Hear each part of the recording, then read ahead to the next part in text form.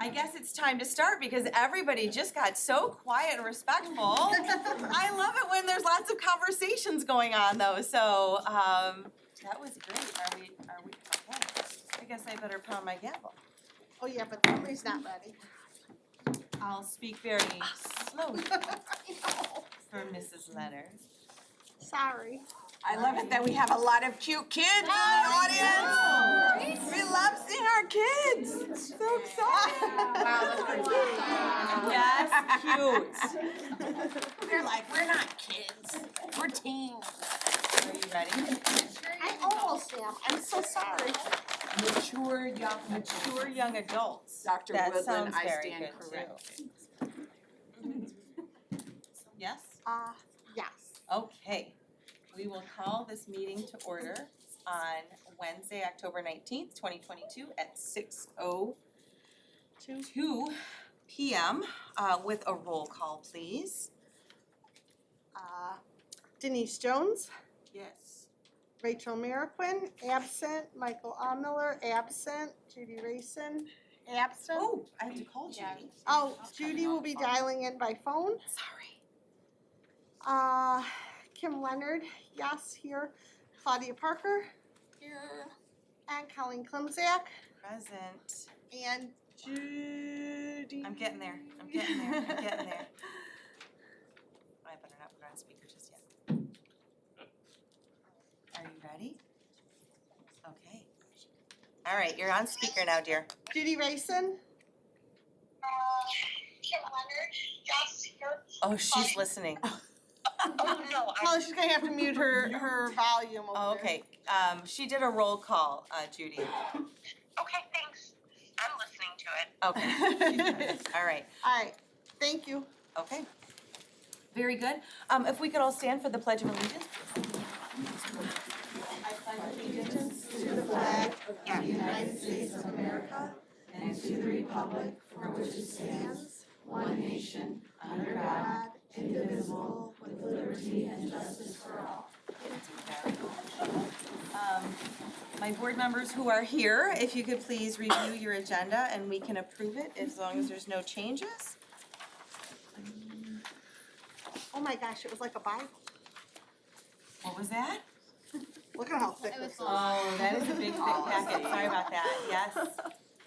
Were there any changes? No. Are we good? So, if we could approve the agenda, please, with the roll call? With the first motion? Oh, sorry. First motion. I'll make that motion. Thank you. Thank you, Denise. And a roll call. Claudia Parker, Yes. Denise Jones. Yes. Judy Rayson, Yes. Kim Leonard, yes.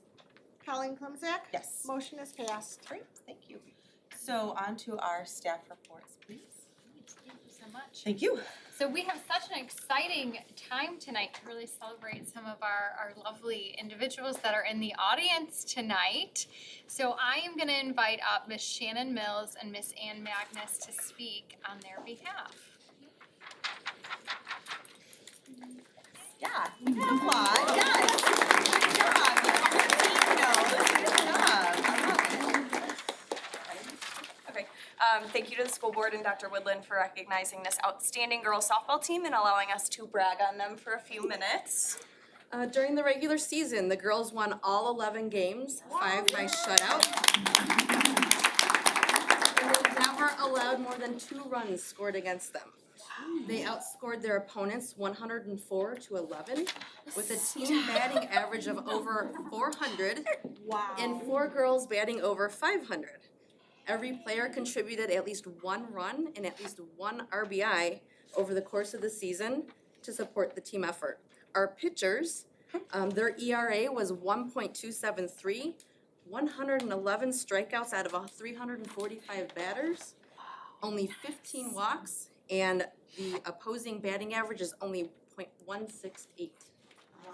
Nice That's job. amazing. Wow. Yes, absolutely. Most of our girls are here, so we're just gonna give you a brief rundown of some of their contributions. So first up is Ashlyn Dawson. She stepped up in whatever position we put her in, offensively and defensively. She pitched the final innings to secure our spot as conference champion. Yeah,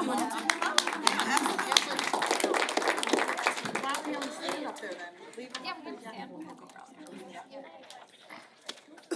Ella Garvin, sixth grader. She grew tremendously over the course of the season, both offensively and defensively with her contributions to the team. Congratulations. You guys have to stay. You have to stay up. We're We're gonna gonna take take pictures, you got it. Oh, that's a struggle for us sometimes. So go stand over there, guys. Okay. Number 4, Shelby Izzo. Could count on her putting the ball in play to advance runners. She only had 1 K on the season.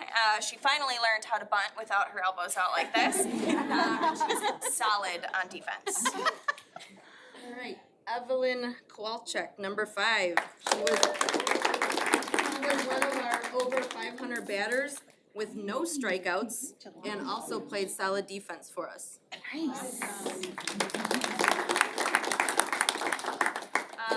One of our 7th graders, she's not here, Josie Gardner. She was an absolute speed demon and a home run machine from the right side with 5 home runs on the season. Molly Goicke. She was another one of our speedsters. It was hard to remember a time when Molly wasn't on base, and she hit almost. Always a solid shortstop, making great plays. She was solid on offense, making a lot of contact to move runners on offense. Although Addie's not here, she requested that we know her contributions with her sense of humor as well. Okay, yes, okay, they all know this. All right, Yes. I love it. All right, next we have Lainey Schillo, number 7.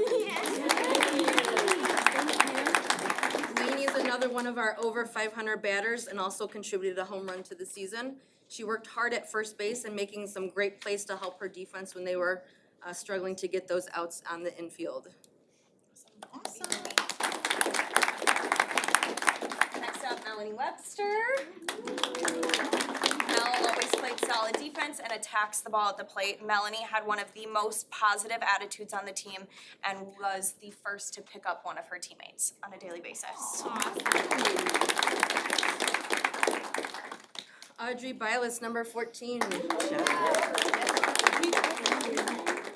She had some solid defense and had only 1 strikeout on the season, giving the opposing outfield quite the hard time catching her hits. Nice, well done.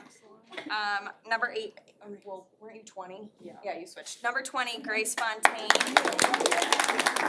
She pitched 37 innings. She gave up only 6 runs, 4 of those earned. She had 39 strikeouts. Batting, she had a pitching. Pitching. 7.57 ERA, and then I'm missing She the had commas. 17 1-2-3 innings where there she we got go. the batters out in order. And she also had 25 innings where she threw less than 13 pitches Oh, there to we go. retire the side.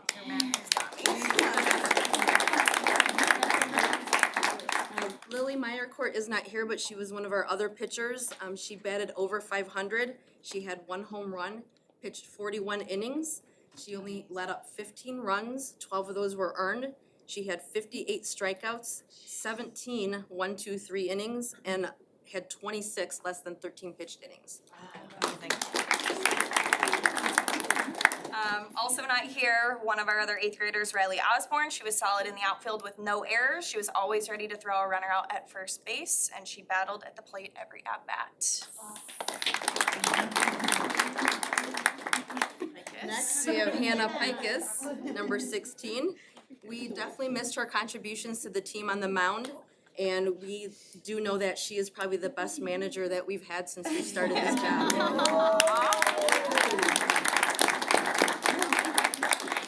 Number 15, Maggie Trolia. Maggie had many extra base hits, driving in runs. She was always solid at third base and catching. We will miss your leadership next year. And last but not least, we have Isabella Torres, number 7. Ella was a battler at the plate, making those pitchers work to get her out. She was solid at third base and catching. She always led the team with her hard work and her positive attitude. Fantastic. Or a picture with these. We also just wanna quickly thank our parents for this awesome season. Thank you for arranging all of the transport and being the best cheering section for our girls. Coach Magdas and I really appreciate you all and we're very proud of all of you. They showed grit through a long season, grace in their wins and one loss, and the power of working hard with your teammates to accomplish a goal. We look forward to watching you all continue to grow as athletes with us and in high school. So thanks, girls. We have certificates of congratulations for the fabulous coaches, right? Yes. Thank you. Excellent leadership. Oh, yeah. We know that this work cannot be done without leadership, and so we appreciate all that you've All done that to you've done. dedicate their time. So, thank you so much, and thank you to all the families that came out today as well. We know that the time that it takes to dedicate to additional activities is definitely a dedication to and a testament to their work that they've completed. So thank you so much and congratulations. You are being artfully arranged by a professional photographer. I want you to know that this is her gig. She wants this to look This is good. her jam. She knows how to make us look good. Yes, yes. Right here. Dr. Woodland. All right, and then we'll just get in wherever we can fit in. All right, you got us all? Go, ladies. Well done. And then any parents want to take pictures, you can come up, please. And the board can dump out. Yes, exactly. Come on.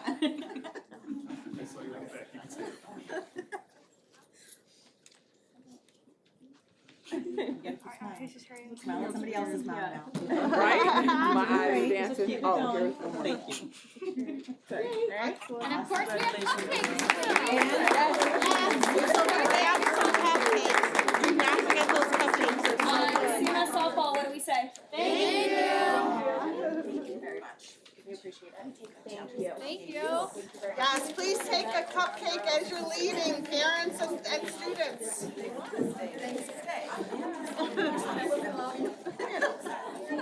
I had it. Yeah. That was fabulous. This is a good picture. It is. Like, they said they were a little slippery on the photo. I think that's a great photo. I agree. I concur. They were so sweet to each other today. Teamwork. Each other's teammates. Yeah, I love it. That was great. That was awesome. I love it. That's really I cool. love that, yeah. Are you still with us, Judy? Oh, we could have held up the phone. Yes, I am. Yeah, I didn't hold up the phone for the photos. I'm sorry. You could have been, yeah. No, that's understandable. Congratulations to the team. Yeah, they did a great job. That's awesome. We're just waiting for them to kind of to process out. It seems like one is going to Okay, sounds good. Thank you. we're going to miss your contribution next year. The seniors, or the 8th grade. So funny. Now we're dwindling down. I know, that's okay. So grabbing their cupcakes as I'm suggested, so so, happy they yeah. did.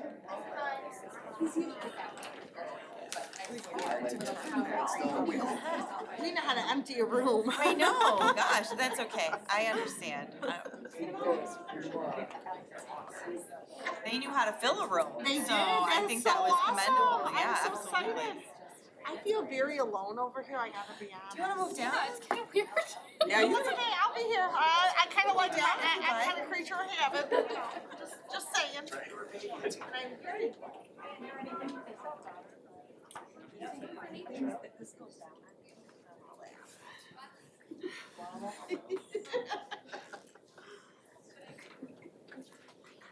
All right, Think? ready? I think so.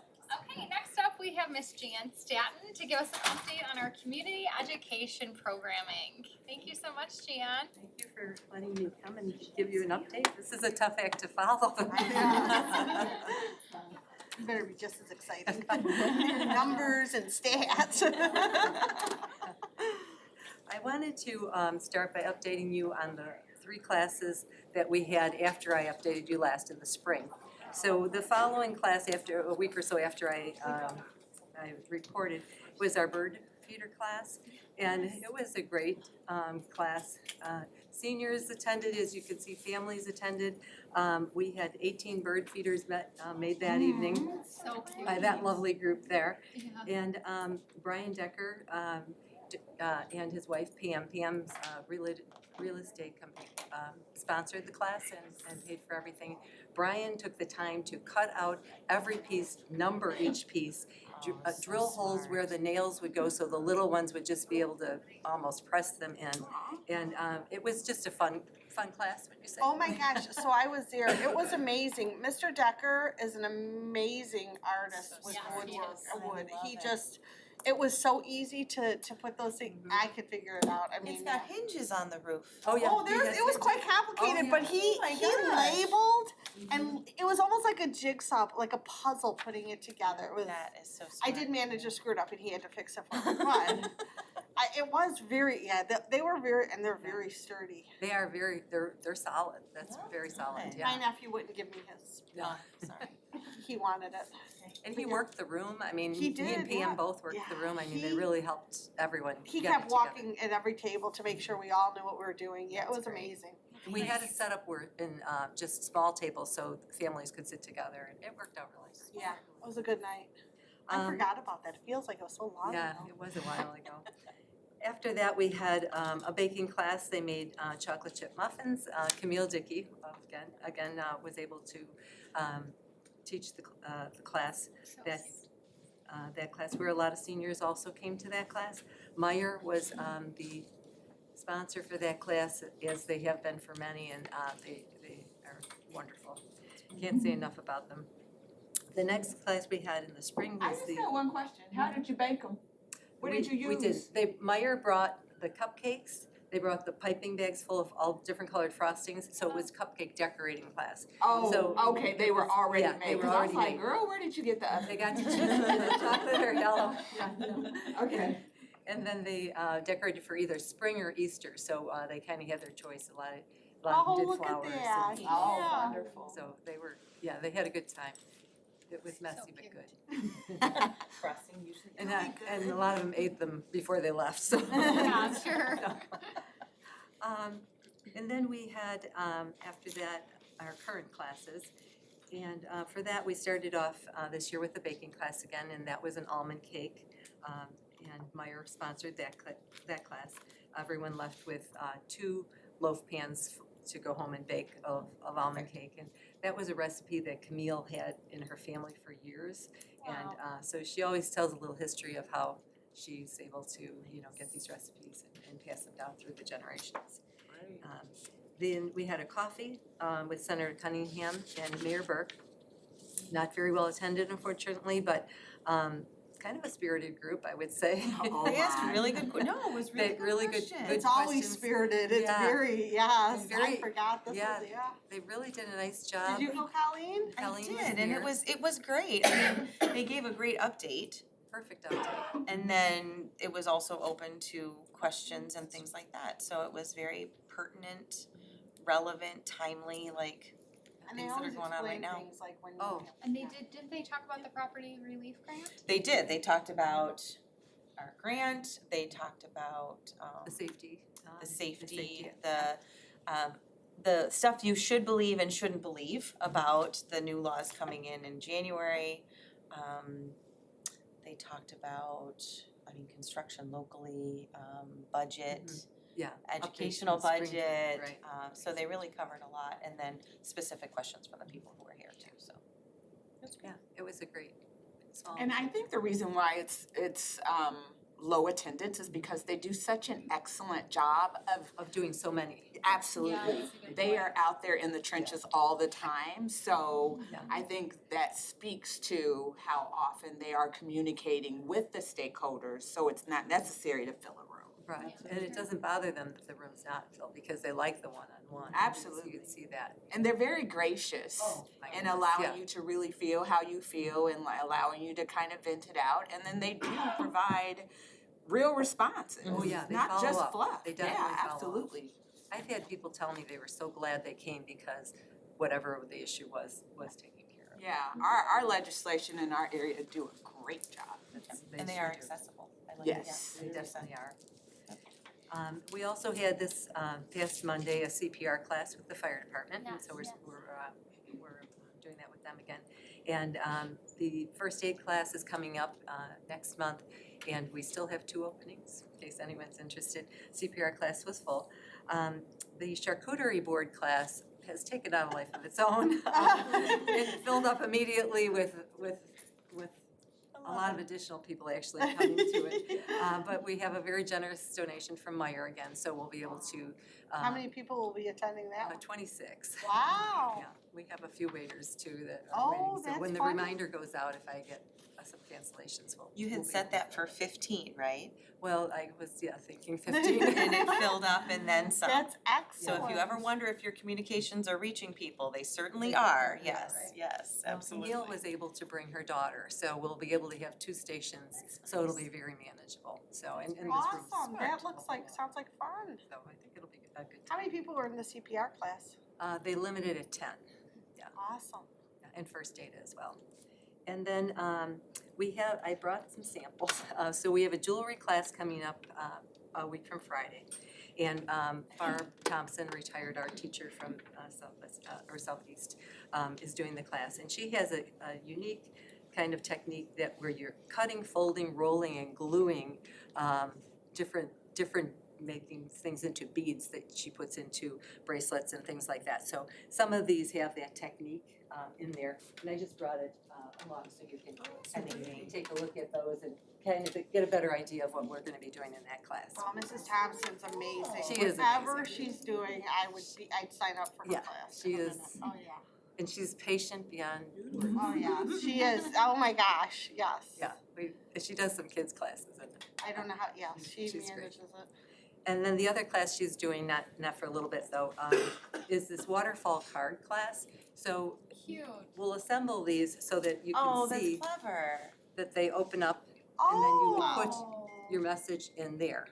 Is he darling? And we're gonna do them around the holidays, so we're gonna do kind of She's winter doing that one too? holiday-ish. So yeah, we're doing that in about a month, 6 weeks. I That's think. so cool. I wanna go to that one. Oh, okay. To show you an example of that too. It's a different kind of technique. I'm not that person, so I love it when others are. And then in addition to that, we are still doing our parent English class, and it's still virtual. We're partnering with Moraine Valley for that class. And we had invited last year, if you remember, 123 and 126 to join us.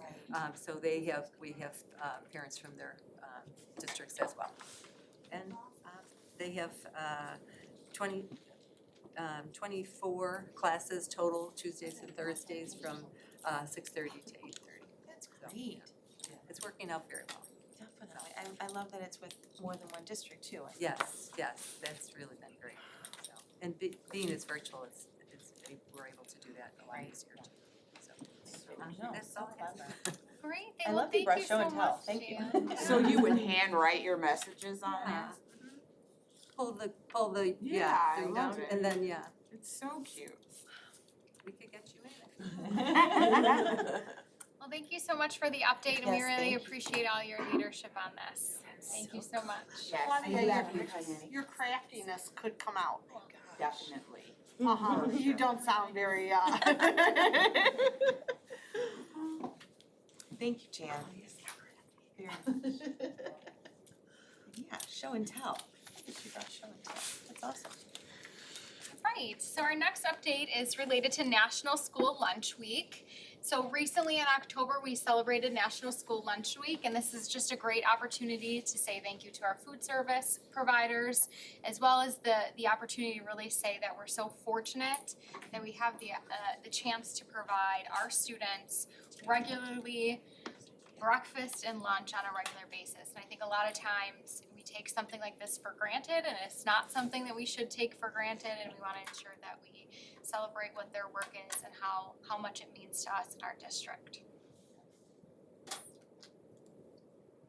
East Lemon school lunch. Yes. I love it. My kids always loved the school lunches. They were like, no, we don't need to pack it from home. We always prefer it at school, so. Great. Our next update is regarding teachers who have earned tenure status.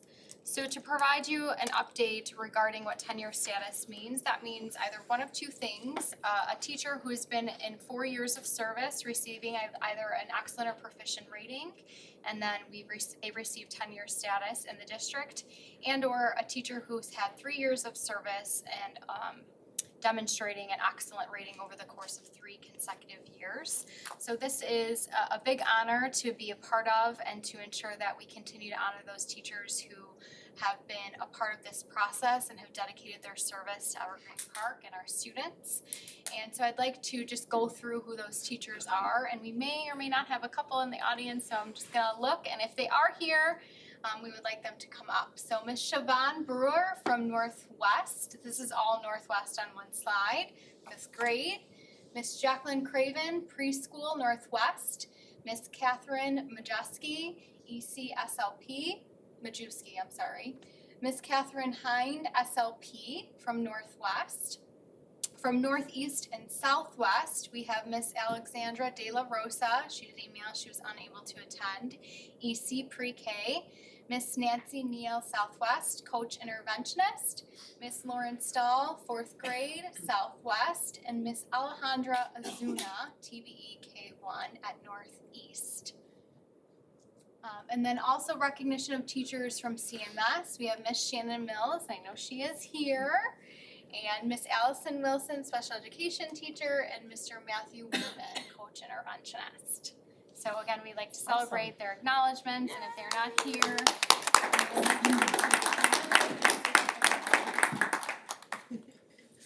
Shannon, you can come on up. Twice in one meeting, Shannon, this is big. Look at this, and it worked out for you, you were here already. I was here, yeah. So congratulations, and thank you so much for everything you do. Yes. Congratulations. Thank you. Very grateful for you. Yes. Right. Our next update is regarding Principal Week recognition. Yay! They're so excited. Just look at them. They can't wait to be talked about. They're just so thrilled. Come on, guys, give me a big smile. So I just need to dedicate my appreciation to this team. And as we all know, this team is a team who wakes up every day and gives it their all for kids. And when I think about the role of a principal or assistant principal, they are constantly on the move. They never have a chance to eat lunch. They sometimes don't have a chance to go to the bathroom, and they just keep going. And their constant role in just making sure that our kids are taken care of is just, to me, unbelievable. And it's a team that's really dedicated to the well-being of our students from a social and emotional aspect to an academic aspect. And I get calls from them and emails from them from all hours of the day, all hours of the night. And it's because they are willing to give it their all each and every day. And I often believe that it's a role in which we don't always say thank you to enough, right? But we should say thank you to more often. So I just want to take this time to say thank you for everything they do for our kids on a day in and day out basis, because they are absolutely the dream team. So that leads me to my next, lovely present that is not here, that I'm so disappointed about, but it's supposed to be here tomorrow. So you know how I call you guys the dream team? So you're all gonna get these fancy blankets that say, D124 Dream Team, #be Evergreen. And I'm sure you can't wait for them to arrive.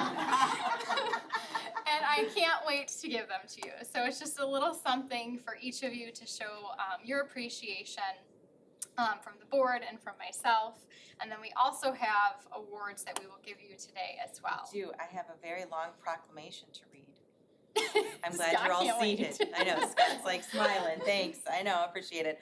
But truly, Dr. Woodland, I can't even, all I can do is echo what she has to say, because you all are just phenomenal leaders in our district, and we are grateful for you. Not just today, and not just this week, and not just Friday, but every day. So I'm going to read this extensive proclamation, which you will have a copy of to take home with you. to read at your leisure. So whereas school principals play an integral role in the education and growth of children in elementary, middle, and secondary schools across the state of Illinois, and whereas school principals are responsible for promoting education and building relationships with teachers and parents to ensure that each child receives equitable education opportunities and services to reach their potential, and whereas a primary responsibility of the state of Illinois is to preserve and improve resources for schools so that all students have access to quality education and foundation for a successful future. And whereas the Illinois Principals Association, which represents over 6,000 educational leaders statewide, believes that learning is a lifelong process and that the education of our children is the highest priority. And whereas school leaders face many obstacles in supporting and educating our young people, and through their perseverance, devotion, and passionate leadership that Illinois continues to produce quality, career-ready students. And whereas school principals have continued to face unprecedented challenges since the start of the COVID-19 pandemic and have worked tirelessly to provide mental health, social emotional support, and uninterrupted learning to the members of their schools since 2020. And whereas we must continue to encourage, support, and recognize our school principals who have a positive effect on Illinois students and the educational system in the land of Lincoln. Therefore, J.B. Pritzker, Governor of the State of Illinois, does hereby proclaim October 16th to the 22nd as Principals Week and Friday, October 21st as Principals Day in Illinois. See, and you'll get your own copy. Okay. Pictures and cupcakes. There are not names. They're not names, okay. They are not names, so. Well, should I call everyone up by name? I think that only makes sense. Yeah. Okay. All right, Mr. Scott Liska. Whereas as much I know, right? Thank you so much. Sorry, thank you. Thank you so much. Thank you. Thank you. Plan only kind of. Thank you so much. Thank you. Exactly. Do we have enough? I sure do, thank you.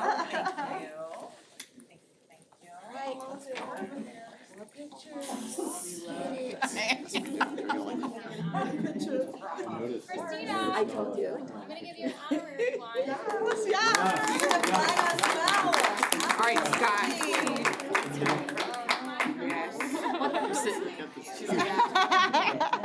More this time around. She's adjusting. You're fixing this. Okay, she's got That should be in the back. She does, she's so good at it.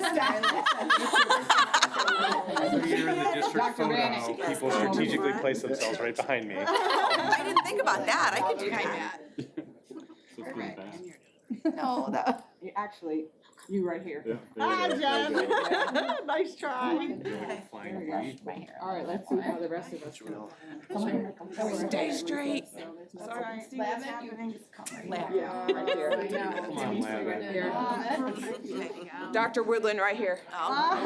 See you later. Give me a little bit of a Okay. shimmy. That's what I feel like I'm. You are.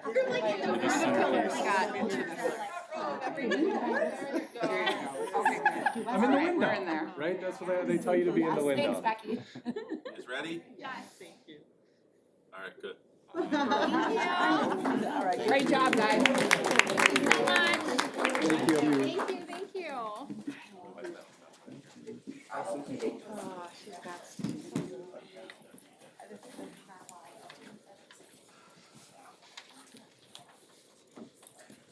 Oh.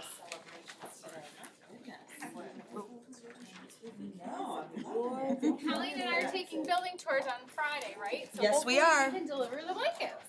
To the dream team, that is the Great plan. idea. It's fall. We feel all warm and fuzzy about you. There you go. That's true, I like it. It's a great gift. It is a great gift, that's All awesome. right. Next, we have Patricia Roberts. She's gonna give us an update on short-term substitute requirements.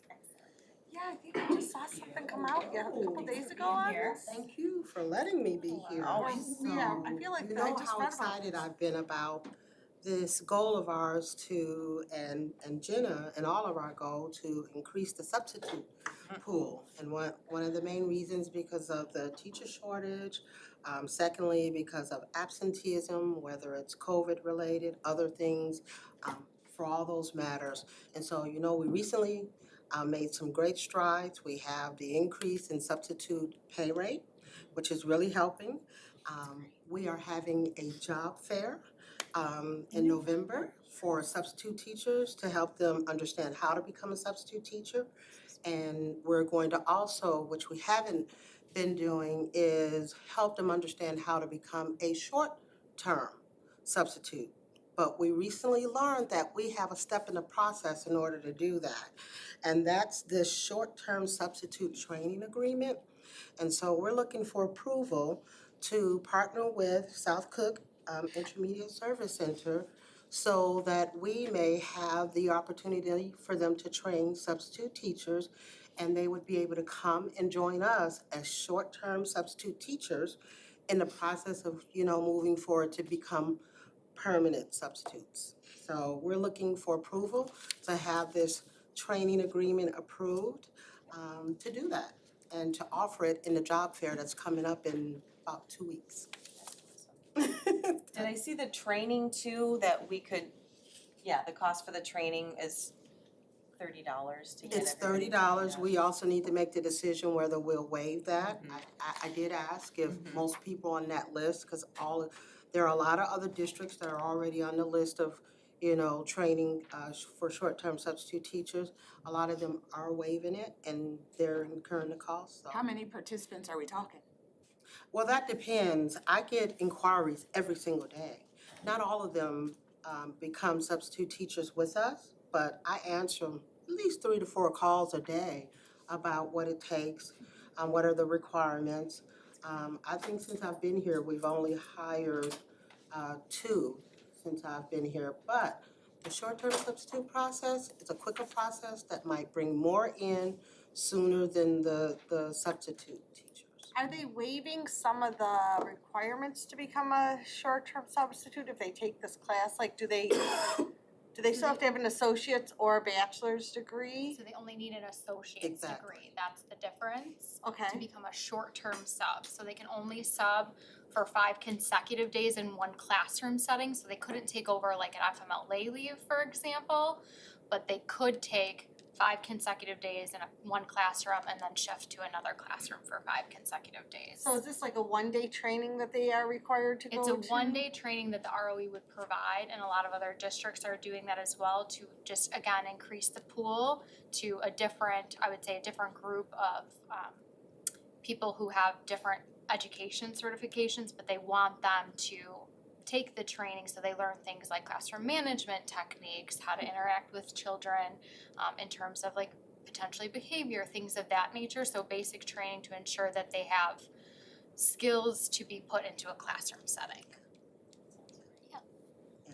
And that's the biggest goal. They want the training to be consistent across the board for all of the districts in the region. Yes. So, I just have a question that, how do we provide professional development for our long-term subs? For our long-term subs, so they have, and Ashley might have to help me, it originally in the beginning when they're hired, they go through a substitute training.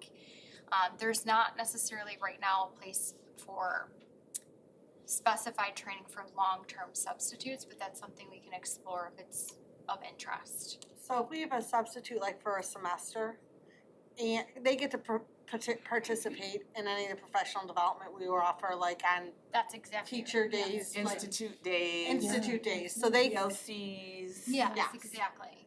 Okay, so they are incorporated in what our teachers are getting at the building level? Correct, Nice. yes. Okay, that's great, yeah. okay. okay.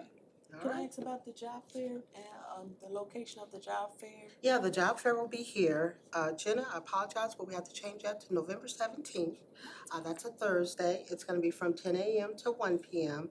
We are sending out a blast postcard to the community that will go across the board to the entire community. So we hope for a good, and we're also sending it to all people who inquired but never tapped in.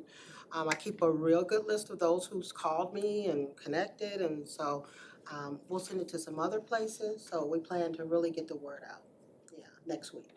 So the postcard will go out to every single community member in Evergreen Park. So we have a list from Solution 3's graphics from when we mail out our perspective. So it won't just be to families in Evergreen Park that have students, it will be to every single address in Evergreen Park. So we're really going back to like our paper philosophy of trying to make sure that we're connecting with different community members in a different way.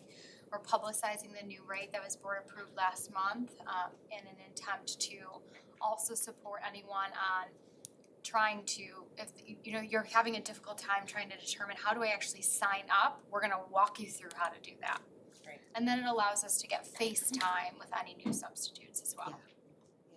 What about too, like St. Xavier or Moraine Valley community colleges as far as That's a good I idea. think that's excellent Yeah, it's a great opportunity idea, for too. substitutes. To send it out to those colleges, that's a great Yeah, idea. I like that.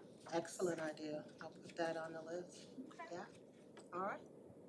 Thank you. Great, thank you, That's Patricia. exciting. Thank you so much. Right. And next we have a presentation from Coalition to Support Grieving Students. You're welcome to come up. It's great to meet you. Great to meet you. And to the board, you have a handout in front of you that Mr. Curry has provided for us. Thank you, Dr. Woodland, and first I want to again thank you for inviting me to come out tonight, and thank Claudia Parker for introducing me to you. Yes. I'm here tonight as an ambassador for the New York Life Foundation's Grief Sensitive Schools Initiative, and essentially what I call it GSSI, what it is an opportunity for any school in the country to get access to free resources to help their children who are dealing with grief. So among the materials you have is one CBEM at the top of it. It has a statistic on it. It says that 1 in 13 children by the time they're age 18 in the state of Illinois will experience grief of some sort. And it's a sobering thing. And the thing about it is probably because of COVID, last year the number was 1 in 15. So it's not going in the right direction. So again, that's what this initiative is all about. And essentially what it takes for a school to become a grief-sensitive school is for me to make a 15-minute PowerPoint presentation to at least 5 members of that school staff. And then I just get their attendance sheet, I turn that in, I turn in another document that I have to do, and then they'll get that designation and they'll get a $500 one-time grant from the foundation that they can do whatever they want with in terms of how to deploy it in the school. They can use it to purchase other materials or to send someone out for training or just to have lunch. It's not so much the grant as it is access to these materials, and they're all well curated by all of the national organizations and educators and social studies, counselors and administrators all belong to.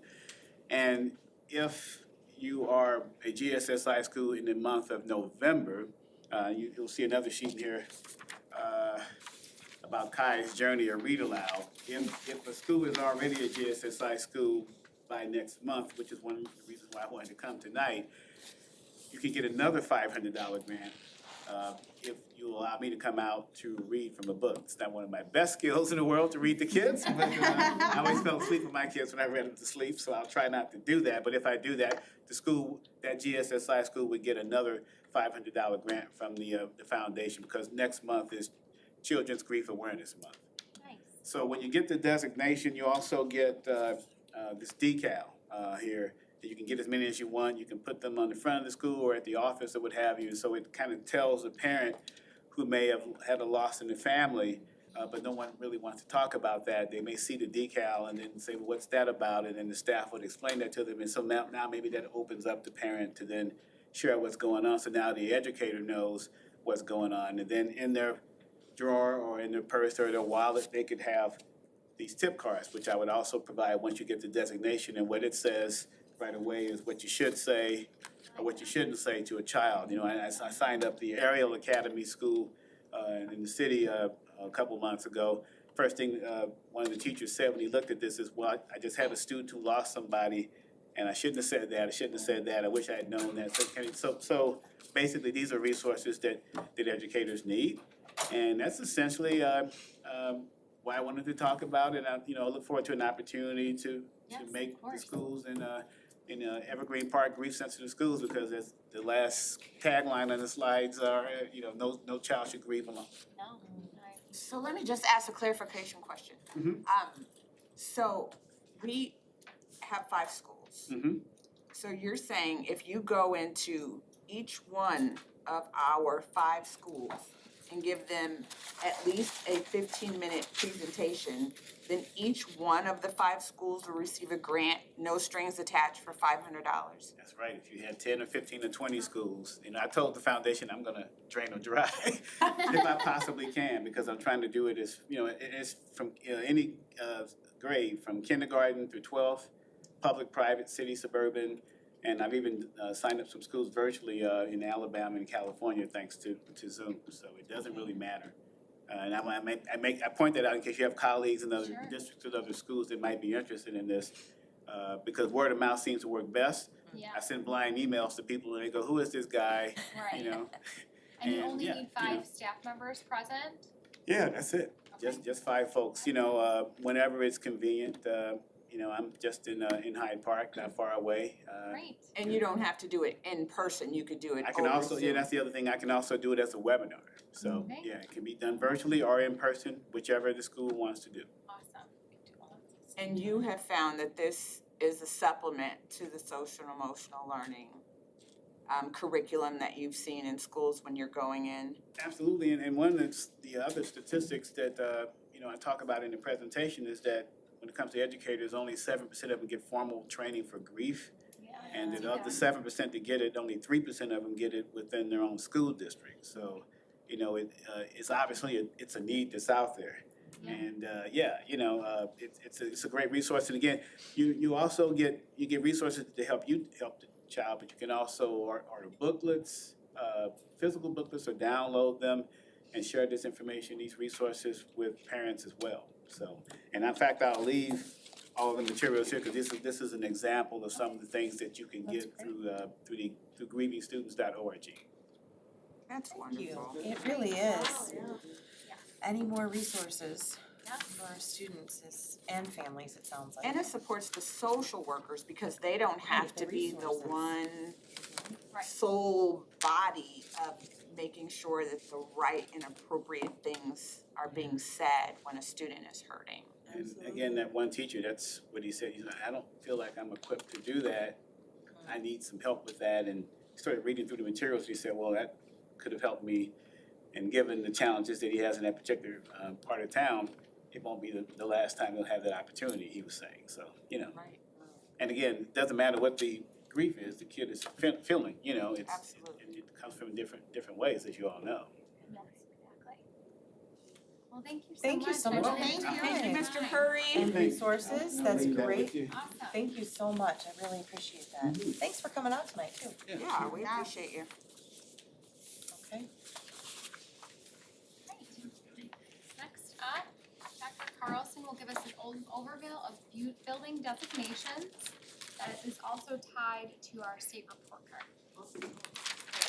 Hello. Hello, Dr. Carr. So I think I have like a bunch of slides tonight, more than I normally do, so we'll get started.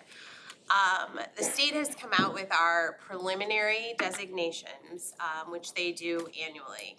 They have not done it for 2 years, I believe, because of COVID, but we had them previously, so we're getting back into it. So this will kind of tell you where we are, where we're going. I'm gonna give you a little bit of a brief overview about what the state designations are, what all goes into them, and then I'll let each building share out a little bit about their designation.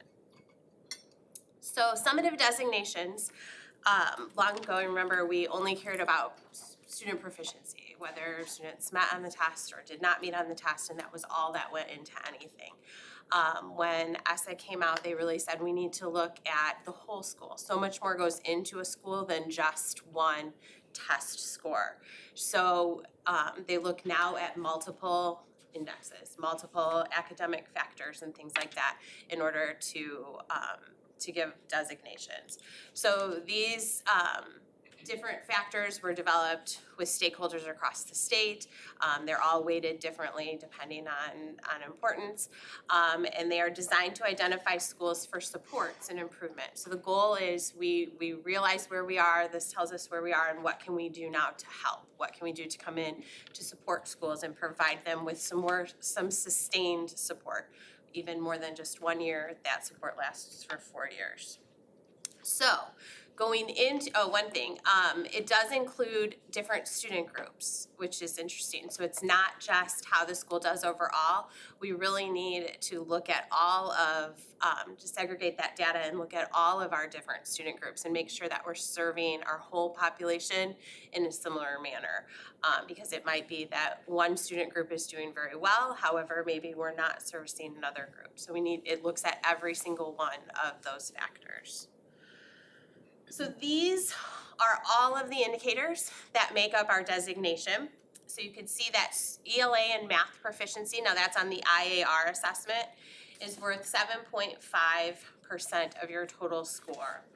ELP to P, that is our EL students, that's their progress to proficiency. So how they perform on their access score and whether or not we are making that progress with their proficiency for language acquisition. That chronic should say chronic absenteeism, so that's 20%, much larger part of the pie, even than those proficiency scores. So making sure that students are in attendance is obviously very important. Our climate survey that we have students fill out each year, that's the 5 essential survey, so that's participation on that. We want to make sure that we are having all student voices heard on that climate survey, so that's worth 5%, making sure that you have students participating in that. Science, in typical years, that's proficiency, science proficiency on the ISA test. This year alone, due to COVID or a number of factors that they decided, that's only participation is what they rated us on. So whether or not we had all of our students participate in the science assessment last year. So that's worth 5%. And then the largest piece of the pie is ELA growth and math growth. Both of those are worth 25%. So making sure that our students are making gains each and every year as they are working towards proficiency on all of their assessments. So those are all of the indicators that make up our designation. Go ahead. So student demographic groups, these are the groups that you would have. So if you have 20 students in a building, you have an all-student group. And then all of your major racial and ethnic groups, economically disadvantaged students, students with disabilities would be your IEP and 504 students. We have our English learners, and then you also have a student group for former English learners. So those that have achieved their score on the access test, but we still are monitoring them and making sure that they are still making gains even once that's completed.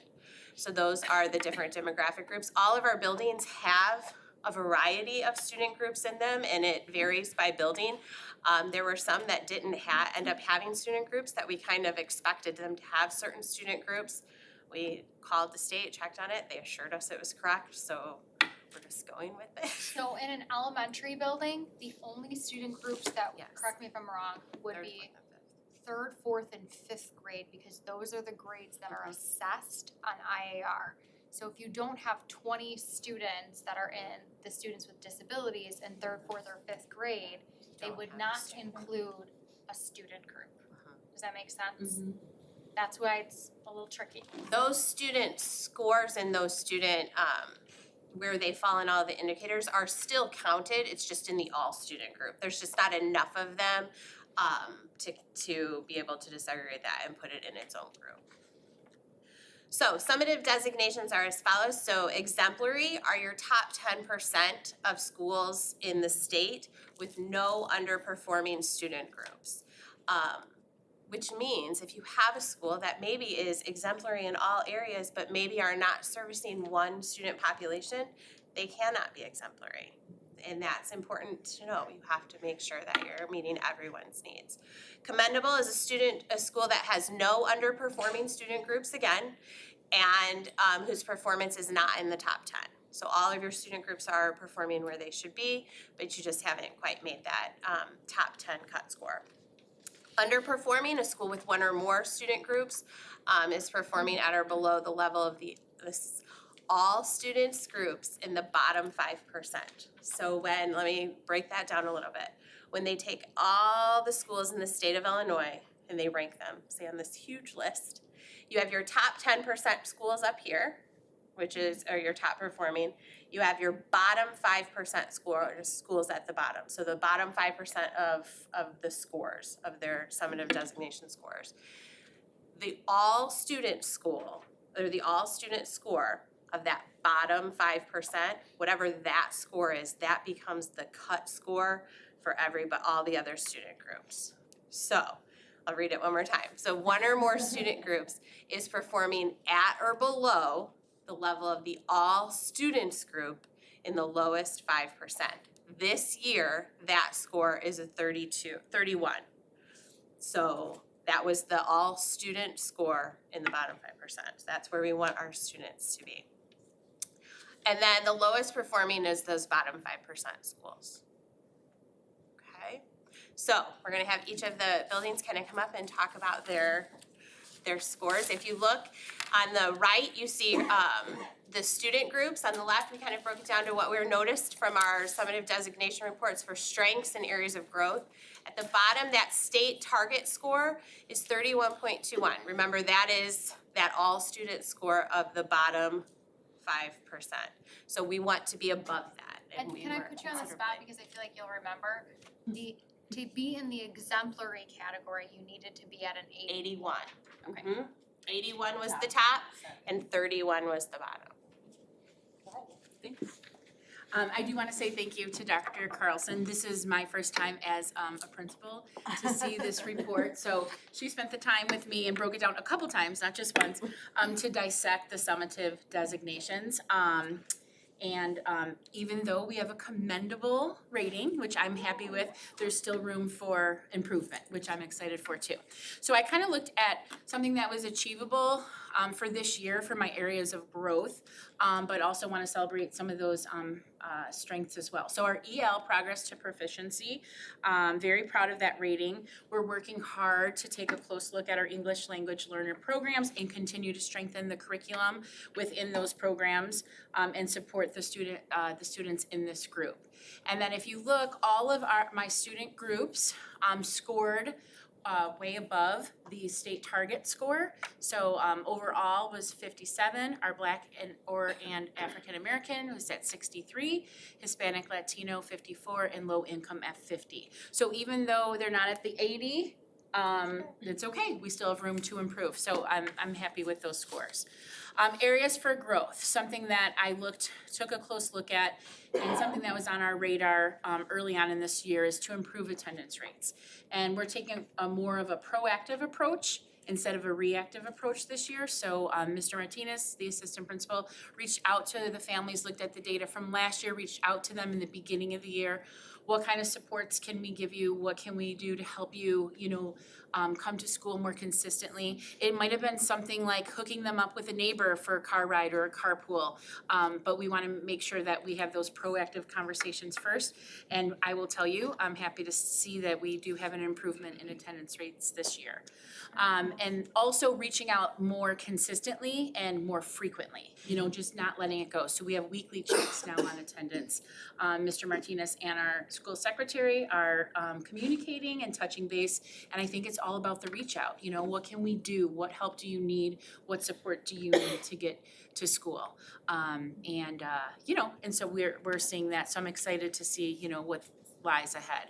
And then our increase, our focus on our math growth and proficiency scores, which kind of lends to the adoption of our new curriculum this year, and just to see that vertical articulation across from kindergarten through 5th grade, and that scaffolding approach, and it being more rigorous and consistent. And I think that's the key, you know, just having the two different curriculums for so many years. And then, of course, just having our kids back in school. So that's Northeast. Like I said, commendable we are, but we're always working to improve. Yeah, it looks good. Thank you, Ms. Berry. Yes. Southeast.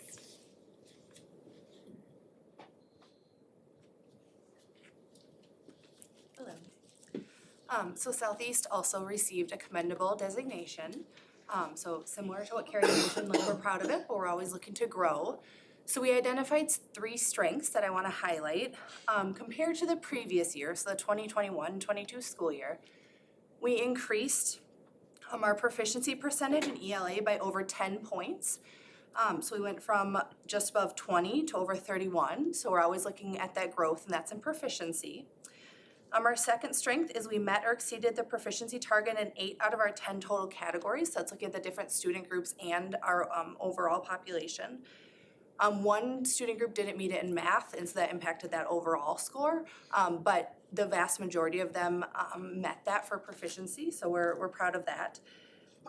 And then all of our student groups had significantly higher summative scores than that state target again, and so we're still looking to grow.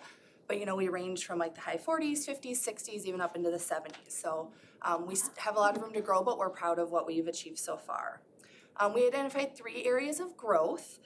So chronic absenteeism is an area of growth for Southeast. You know, as we all know, COVID has had a big impact. And so looking at last year, due to some of like our medical absences due to either exposure or COVID illness, we had some extended absences, and then we had some students that were just returning to in-person learning last year. So we're kind of working through making sure we're not seeing kind of trends similar to last year. We also have a monthly attendance committee that meets. That's the secretary, the nurse, and myself and our social worker to look and see what supports we can provide. The second area of growth is that our proficiency and growth scores were lower for math than in ELA. Carrie just touched on the fact that we're implementing a new curriculum, and we've spent a lot of time so far this year, and it will continue on professional development and then allowing planning time for teachers to work together in their school level teams and then across the district as well. So we really hope that all of that professional development and planning will help in the implementation, and we'll see an increase in those math scores. Our last area of growth is we're also working on reducing the learning gap for Hispanic and Latino students. So we're really focusing on our high quality tier 1 instruction, which will benefit all students. But then we're also using data to create targeted intervention groups to support students who need that extra help.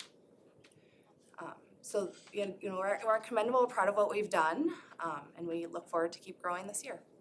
Can I ask, I don't know if it's necessarily you, when you guys are, when you're discussing the increasing attendance, is it tardies and absences that are, Absences. only absences, straight? Chronic absentees, it's 10%. Okay. I just didn't know if tardies also, cause that also impacts, I mean. Yeah. Now, on a school level, we do address tardies as part of like our attendance process that we're looking at, but this score is just. It's based on attendance, absence, okay. What would be considered chronic absenteeism? So it's over 10% of days missed, excused or unexcused. So that's where like if there were medical issues, if a student ended up having several exclusions last year or you know, whatever the case could be, like those were included in their absenteeism rate. You're gonna see though that with all 5 of our buildings, there's a trend with attendance. So from like a district perspective, and like Kathleen just said, it's excused or unexcused absences. So we really need kids to come to school. It's super important. NISBE just came out with some new guidelines, didn't they, about truancy and stuff like that? Just like yesterday. Yes, Thanksgiving. yes. I am, cause I was reading about that. I haven't even read it. Yeah, I'm sorry. Well, it's just cause you're saying it's attendance, I was like, I just read that yesterday or today about the truancy and attendance. That Yeah, but I ISBE didn't is know now. excused absences would be included. So there's 2 different categories. So there's for the state there's a chronic truancy, and that's where you have unexcused absences. But for the absenteeism, it includes excused as well. For this report, Denise. Thank you.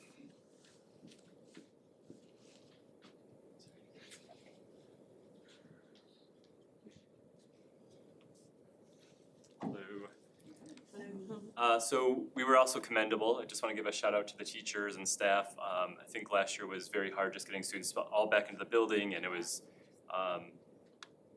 they just did a phenomenal job with working with SEL and working with students where they were at. There were some gaps just because of COVID and different things like that. So we were very pleased with the scores. Our proficiency rates went up from the previous year, so from the COVID to this year. We still have obviously room to grow, but I think it's at least we're moving in the right direction. We were very pleased that all student groups had average SGPs, which is their growth, so their growth compared to other peers above 50%, which was fantastic. And our EL population received great support as evidenced by the scores within the report, so that was also very promising. So in terms of areas for growth, it's not to sound like a broken record, but still improve attendance rates. So Mr. Martinez is also working with our building as well too, similar to what Ms. Berry said, so I won't repeat it, but those same initiatives as well. And then also continue to focus on growth across all student groups in ELA and math. So same thing, we're working with the new math curriculum. Our teacher teams are unit planning, doing backwards design, looking at the standards and trying to map out how we can best meet the student needs. So we have, I think, a great start. We were kind of knocking on the door of exemplary almost, and if we had attendance rates, we'd be a lot closer. But we still have that group, some ways to grow and to keep improving. So. What best practices are you using with your Hispanic and Latino students that's got them to that point, especially since you said receive great support, because with the last two presentations, they're falling below, but yet you've got them excelling, so what's happening? You can buy my book, no.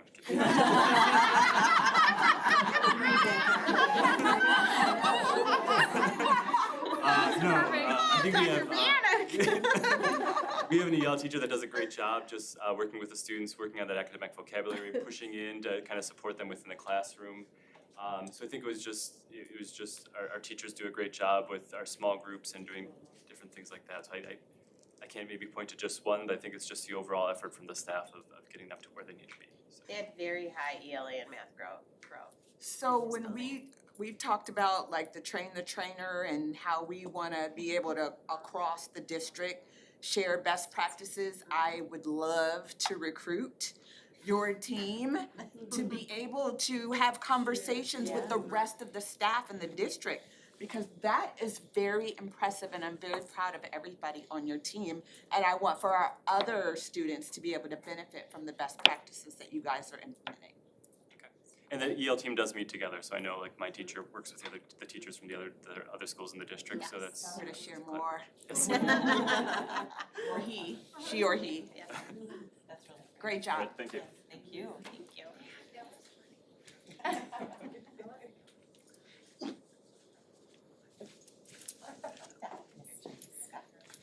Look at that smile. So we actually today met as a BLT school improvement team and digested this a little bit as a team as we've been doing this over the past couple of days. Like Carrie said, thanks to Dr. Carlson for walking me through some of this stuff. I think the reports are really interesting and you can really glean a lot of things to pay attention to through them. So as far as strengths, we received 100% of the proficiency points for both math and reading, which is great. But as Dr. Carlson's pie chart shows, that's 15% of the pie. And so as far as areas for growth, we really want to focus in on just making sure those growth levels are high for all students across proficiency levels. And improving attendance rates as well, I think the conversation piece is really important, and being transparent with families around what it means to be chronically absent. 10% of a school year is 18 days. I mean, that's 2 days a month. So let's say you were excluded last year for 10 days and you are like me and have a child whose spring break doesn't necessarily align. And so, I'd like to take a trip with my daughter, and so she's gonna miss potentially 5 days of school, and we certainly have parents like that in our building, and then you you go along for a long weekend, it adds up, 18 comes really quickly. And so I think just being transparent with our families and keeping those lines of communication around, oh, we're at 8 or 9 now, because they add up quick. And you don't think of 2 days doesn't sound like a lot, but in terms of, you know, the things that we can control as buildings, that's one right there, is having those conversations with families. Where are your subgroups? So, interesting, we don't have any subgroups for this group of kids. What's important for us is we get a summative score for the subgroup, which was 63.58, and that's higher than our all-student score. So we have some work to do in terms of like looking, we're gonna have to disaggregate the data ourselves to pull out you know, students who fall into those different subgroups to see where they performed, because they did perform lower. I mean, that's, if our subgroup is higher than our all group, then there's some discrepancies there. And so we have to do some of the work on our end to figure out, you know, which group was different. And we actually, you know, looking at our overall enrollment, may have a subgroup next year and then not the year after that, because we have a lot of, you know, we don't quite have 20, but we might have 19. And so that would be the reason why one doesn't pop up on that particular report. 3rd, 4th, and 5th is really just half the building in our elementary school. Yeah, I mean, exactly. that's only half. Yeah. And we have a really small 5th grade class, just, I hadn't that's thought the about that. neighborhood school. Yeah. Sometimes you have 60 kids in a grade, sometimes you have 40, and it just, that makes a big difference in terms of something like this. And there were no subgroups, I found it interesting, of the category with students of disabilities in any of our 5 buildings. So I think too, looking at that data separately will also be important. Yeah, definitely. And I mean, I think the diving in and being more intentional with the standards, which is some of that work we're doing with Dr. Dale and Dr. Carlson and some of the Ainsworth training that we've been going to as coaches and principals. I think that's where you'll see the improvement. I think that's, you know, we have great curricular resources, and then we have, you know, the IAR assessment, and there's a lot of similarities, but sometimes they don't always match up. And so trying to work as, you know, PLT and SIT teams to figure out, you know, making sure that we're adequately preparing kids for those tests in the spring, I think will benefit all of us, and that's the work we're doing as a district right now. I think when you look at your score, like, and you take the 62% and the discrepancy between 62 and 63, it's like less than 1.25%. That of the kids who are left out, that's where that little. Right. So it'll be interesting to see. I mean, it's not a huge gap though, you know. No, it's not. So that's a good thing that you're almost to the point where Fairly consistent, yeah. it's fairly consistent, and now all you have to do is obviously have that growth go up as, you know. What we don't get is the proficiency rates, in terms of like, you can't, maybe overall their scores were similar, but, you know. Well, right, cause it's like, you know, yeah, so I just, you know, in my mind, I subtract like, oh, okay, it's like 1.25% difference, and of the rest of the kids that are not in that subgroup of white, that's not right, like, it obviously it's the strength is that there's not a huge discrepancy, that'd be even scarier if, you know what I mean? Sure, absolutely. Thanks.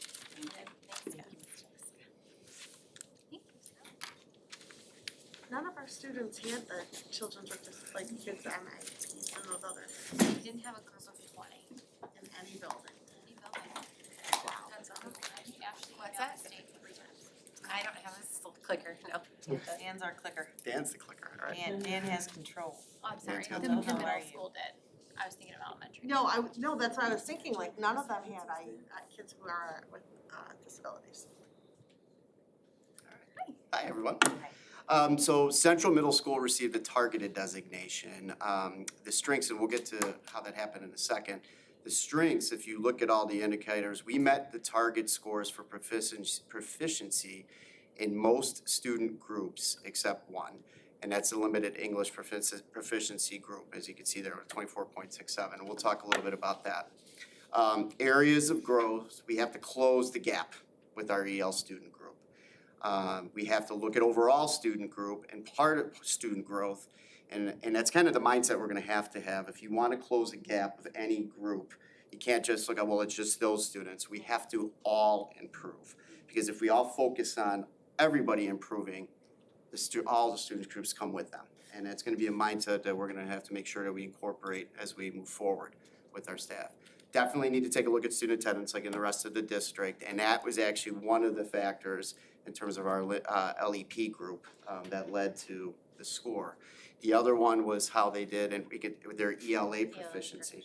Okay, ELA proficiency was the biggest reason why we landed into the targeted designation with that group. Chronic absenteeism was a part of it as well, but definitely if you look at the scores, so that's definitely gonna have to be an area of focus for us moving forward, to move out of the designation. So next steps, we're gonna go through a needs assessment where we look through it with the Illinois Quality Framework, and what we'll do is we'll assemble a team. That framework has 7 standards, things in the areas of governance, school climate, curriculum, instruction, et cetera. And we take a look and we will assess ourselves in terms of how we're doing as a building in all of those areas and identify areas for improvement. That'll tie in with the grant work because as a result of the targeted designation, we qualify for a school improvement grant from the state. I think it's $30,000. And that's for 4 years, if I remember. And you're guaranteed that money for 4 years to support your school and to support these goals. Even if you move out of the designation, that money still can stays with you, so it can remain sustainable, whatever improvements that you make. So that'll be good to know. That's just something to keep in mind. Now, it's not $30,000 a year. It does scale down. I think it goes 30, 45, and then 15, something in that area. I forget the exact numbers.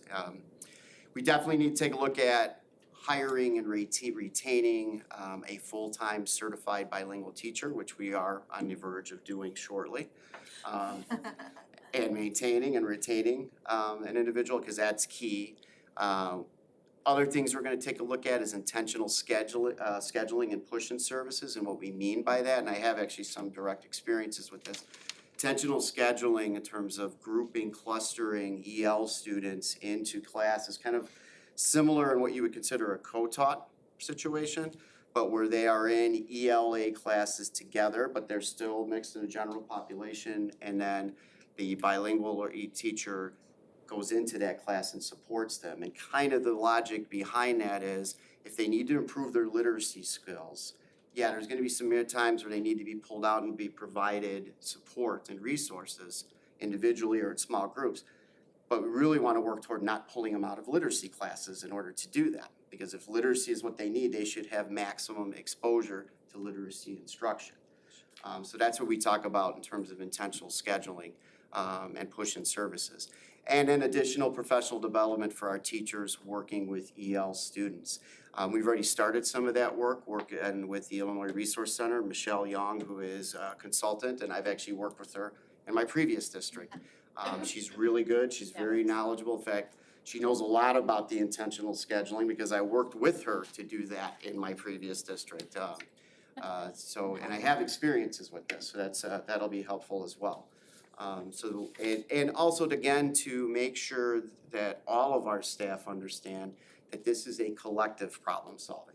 This is not DL students and, we'll probably, they get their push out services and the specialists will work with them. All staff need to be involved because there are there's known instructional strategies that students should be exposed to in all classes, our EL students. Visualization is just one example. Incorporate as much visualization into your instruction as possible because obviously that's how they're gonna pick up words and understanding of concepts. That's just one of many examples. So definitely have a plan. Again, I have experience with this and I could tell a funny story. My previous world, our school landed in targeted for the same reason, actually also for CWD population, 2019. On the day the designations came out, the principal of my previous school, who was the assistant principal, texted me, "Hey, guess what? We moved out of targeted and we're in commendable." And then about an hour later, I got a call from Ashley and said, "Hey, guess what? Central Middle School isn't targeted." But I will say, why I'm excited is I know, I've been in a process that works, so I know the strategies that work, in terms of like what we have to collaboratively and collectively do. And a lot of it's already some of the things that we've talked about. And it didn't take long. It didn't take long, as long as we had some targeted and focused approaches, it does work. We have the opportunity to turn it around this year even. We could come out of targeted. Yeah. Yeah, we do. are able to have early exit as well. Yes. The state has allowed for this year because recognizing that there's a pandemic and some of these things might be, factors in that schools can qualify for early exit, and we are one of the schools that would qualify for that, provided that we can make the changes that we need to for next year. Perfect. Well, I appreciate hearing your plan, and I like hearing that, you've dug yourself out of a hole before. You're new this year, so we don't hold you accountable to what happened previously. I would love to be able to see us use our data in a way that's preventative as opposed to reactive. And none of us want to ever congratulate ourselves on being over 30%. You know what I mean? We've got a great community and we can do better than 30 or 40 or even 50%. But we're all pulling on the same end of the rope. We've got a great team of teachers that are dedicated, and we've got a great superintendent. And we need to make sure that we give you all of the support you need in order to get Central Middle School where we need it to be. And I have no doubt that's gonna happen. Just Yeah. already some of the early things that I've, seen being here. I have no doubt. And you were actually correct. I mean, because that, when Worth pulled out, I moved into Commendable, I started thinking about all of the support that we received, that effectively made that happen. And again, it was professional development and not just, with everybody to work with students in those subgroups. It was bringing in resources to help us do the intentional scheduling, all of those things. So you are absolutely correct. It's everybody working collectively to make it happen. I've seen it happen, and I've already, just seen what, my very short time here, which already feels like 5 years. Already feels like 5 years. You went to the deep end of It felt like 2 years, after about the first week. Yeah. But it's there. I mean, the support is here. Yeah. The resources are here. There's no doubt. Good.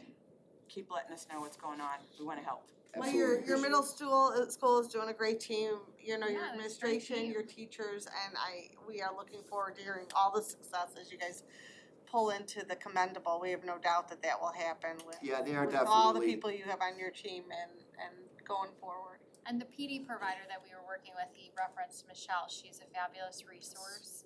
She really understands this concept of supporting EL learners. So I'm happy that we were able to bring her on board. And when we briefly talked to her, Joe did work with her, and Michelle said, "How did you steal Joe?" That's what she said. She did say that. Nice. She goes, "Oh, you got the assistant principal?" I'm like, "No, we have the principal." So we're excited. Yeah, she's good. She's really good. What I really like about her, she'll push the envelope, and that's okay. Yeah. I actually want.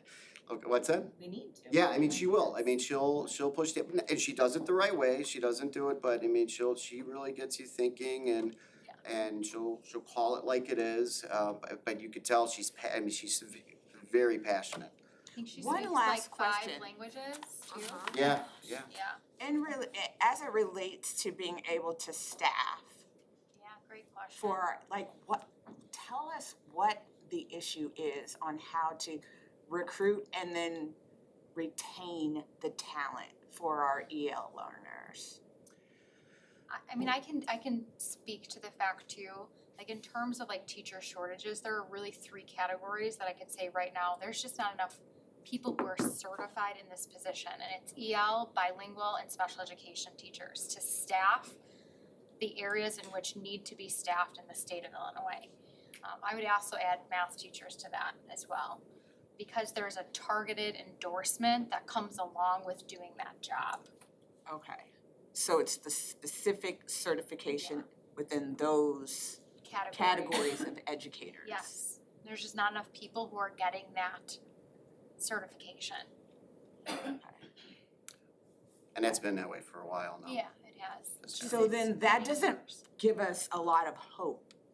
I think we need to look at staffing in terms of how do we, again, find the right person and keep the right person. Right, because if it goes back to the talent that we have before the children, and it's a Yeah. academic problem, then as a parent of children that are English learners, I'm gonna be like, that doesn't make me feel better. Right, I agree. And we need to look at growing our own too, and who do we have on staff that could potentially have EL, go back to school for EL endorsements, or who do have the potential to become certified bilingual teachers, you know, things like that as well. I mean, there's other things that we can do and that we plan to do. And I know like one of the things that, like you said, grow your own, I know a few years ago, Dr. Matrick had offered like, certification programs that like, you know, For Like, EL yeah, for specifically. Concordia to come or whatever, Yeah. whatever university. Like an in-house cohort. Yeah, which, right, and then, you know, and we had some great benefits for that, so maybe that's something Yeah. now that's colleges, you know, in person and. For sure. And part of your approach to that also has to be what your general approach is regarding hiring the right people, retaining them, keeping them. And it is, what are we doing as a school community to appropriately support individuals? Sure. You know, and just like you just talked about, what are we gonna do to appropriately support Central Middle School as a whole? Well, at the building level and district level as well, what are we doing to appropriately support? Because we know that these can be challenging, and so much of it is just doing the things, like just paying attention, see how they're doing, checking in. And and when they come and ask for different things and resources and support, hearing it out and really finding the way to best support them, not just with the resources that they need, coaching that they need, you know, all kinds of stuff. So that's for lack of a better way to put it, that's on us as well, you know, to make sure. So you kind of look at it, especially with when there's, you know, these specialized area where the shortages are, you know, even more acute. You really have to. So. Thank you so much, Thank Dr. you. Thank Thank you. Thank you. Thank you. Thanks for sitting on the hot seat. So they all spoke really well from a building level. I think it's important to remember that the designation does not define who we are. It just informs us. It informs where we are and where we need to go, areas that we are doing well in, areas that we need to improve in. And like Scott said, I was refreshing on my computer like every 5 minutes waiting for these to come out because it's just so informational and it gives us just great data that we can dig into. Important to remember that they are preliminary. Final summative designations come out at the end of this month, but ours are pretty entrenched in where they are. We don't have anything that's within just a couple of points that we feel that they will change. So where are we going with this? Some things that we're going to do. So we're continuing to focus on strengthening our Tier 1 instruction. That's what we're doing with our district instructional framework. We're meeting as a district implementation team. We have our school implementation teams kicking off on Friday, where we're really focusing on instruction, getting back to the basics, looking at priority standards, determining what the success criteria is for those, developing common assessments where we really can focus on, you know, what areas do we need to be growing on and are we teaching those things specifically. We're increasing focus, we need to increase some focus on attendance, so this we really need to do at a district level. Obviously, it was across all of our buildings. So, like Scott also mentioned, increasing parent awareness and education on that. It is excused and unexcused, and that's something that probably a lot of parents don't realize. Student incentive programs is something we can look at, and then just consistent systems across the board. When are we sending out letters? When are we phone calling home? You know, all of those things. Do we have consistent practices? And then EL programming really has been a focus before this sent out. We were trying to be proactive with recognizing what our needs were as far as across the program. We partnered with Michelle at the very beginning of the year. She's meeting with our EL team this Friday. She'll be in this afternoon, and she's working with them just assessing programming in general and what are, almost doing a needs assessment with them. What do we need to be focusing on? We need professional development, and she's gonna help us provide that. Professional development, not just for our EL teachers, but for our general education teachers who are serving ELs as well. So making sure that we're professionally developing everybody. And then this year, I'm excited, we have a new language acquisition benchmarking tool, which is a lot of words together, to say that we STAR test our students. That's our benchmarking tool that we do in the spring, or I'm sorry, the fall, the winter, and the spring. We have a tool this year, it's called the TEL assessment, and it does the same thing with their language acquisition. So it really is a tool for our EL teachers to be able to inform them on what specific needs those students have. That will give us good information and help them to be proactive and to direct their instruction for those students. So that's where we're headed, the things we're working on. It's a lot of slides, I told you I had a lot tonight. Good information though, right? We're on the hot seat too. All right, my next thing's fun. October 7th, we had a Day of Awesome with Monica Genta. She is just a fabulous speaker. She is a teacher. She actually is in the classroom every day, and she graciously spent one of her days off with us. She has done TED Talks. She's spoken to many school districts just across the nation. She is from here in Illinois. So she did 3 sessions with our teachers. The first one was 180 Days of Awesome. She actually has a book with the same title. It told a really great story about becoming disenchanted with the profession after her 7th year and walking out and really feeling like that was going to be, you know, her last time in a classroom, and she was burned out and frustrated and spent the summer selling cars with her dad and ended up coming back once she saw those school supply aisles and changed her mindset that year and began to look at what her awesome was each day and kept a journal that whole year. And so she spoke to our staff about really just where is your mindset, and are you finding the good points of your day, or are you really being fixated on those few bad things?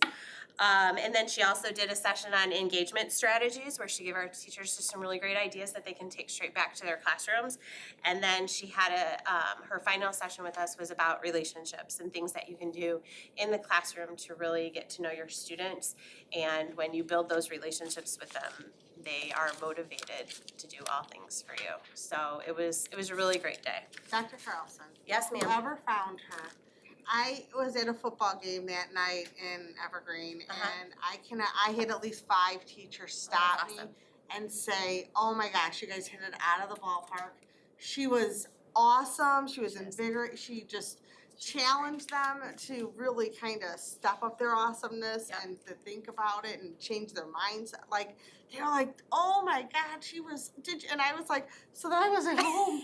Did you follow her on Facebook and Twitter? And I watched a few, and I was like, now I understand. Like, oh, that whoever found her, like, they were so, like, literally, there's this line of people at the concession stand, like, I gotta tell you.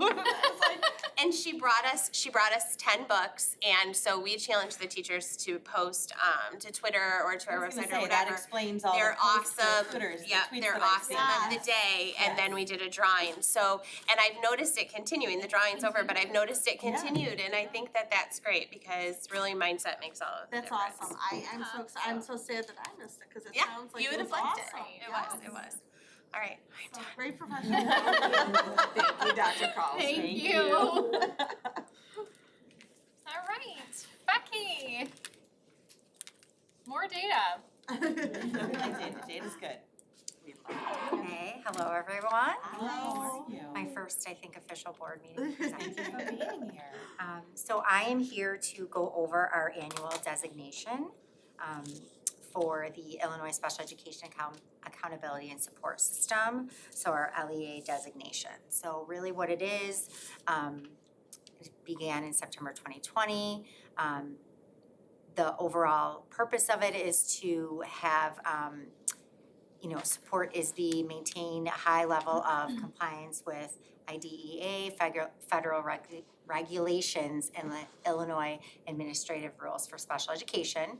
So again, supporting our local education agencies and connect systems of improving activities through planning. So I'll kind of go over, good news, we met.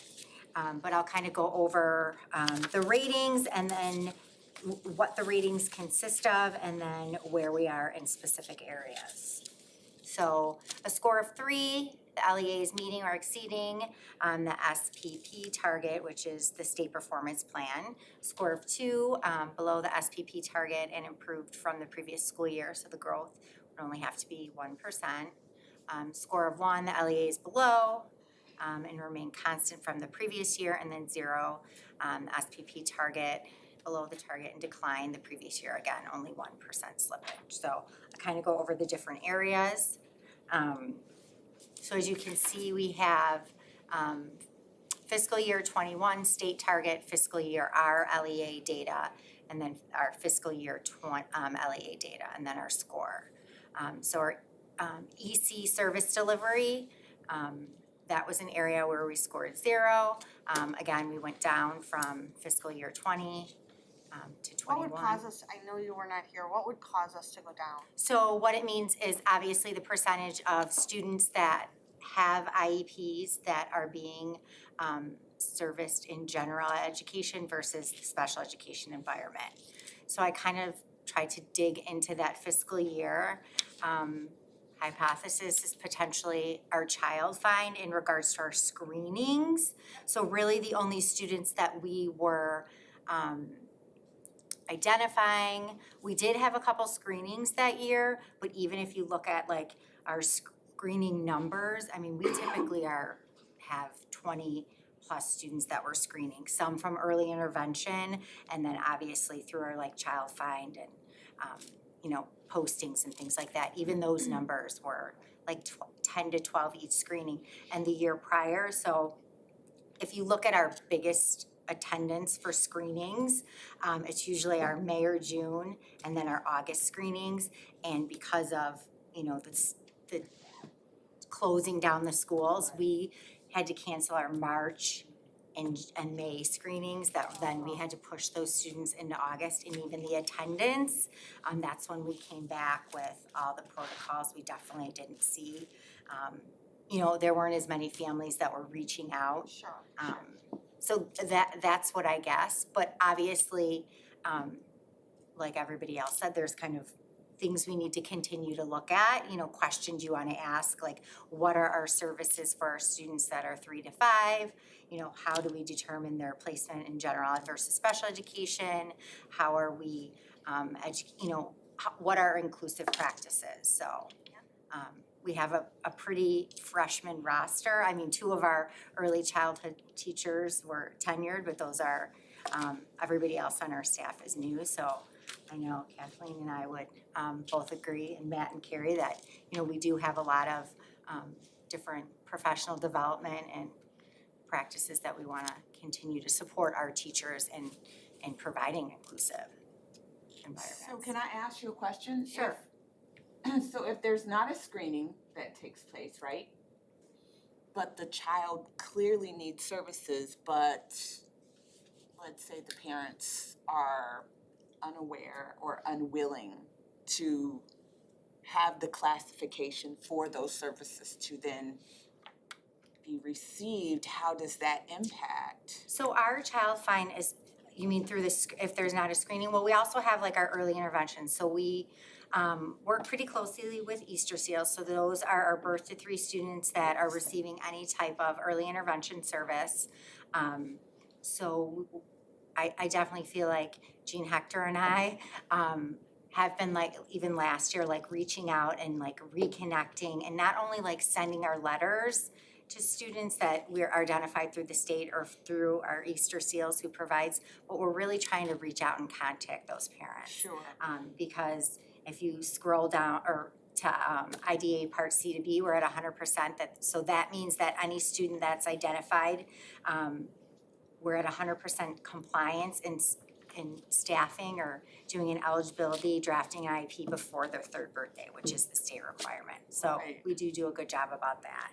The rec center, like our Aero Cooperative, also does screenings out and about in the community. We have MOUs with St. Xavier and other places as well. So just trying to, find those students. I do feel like we've had a big influx of students since the pandemic, those little ones, with needing supports and services.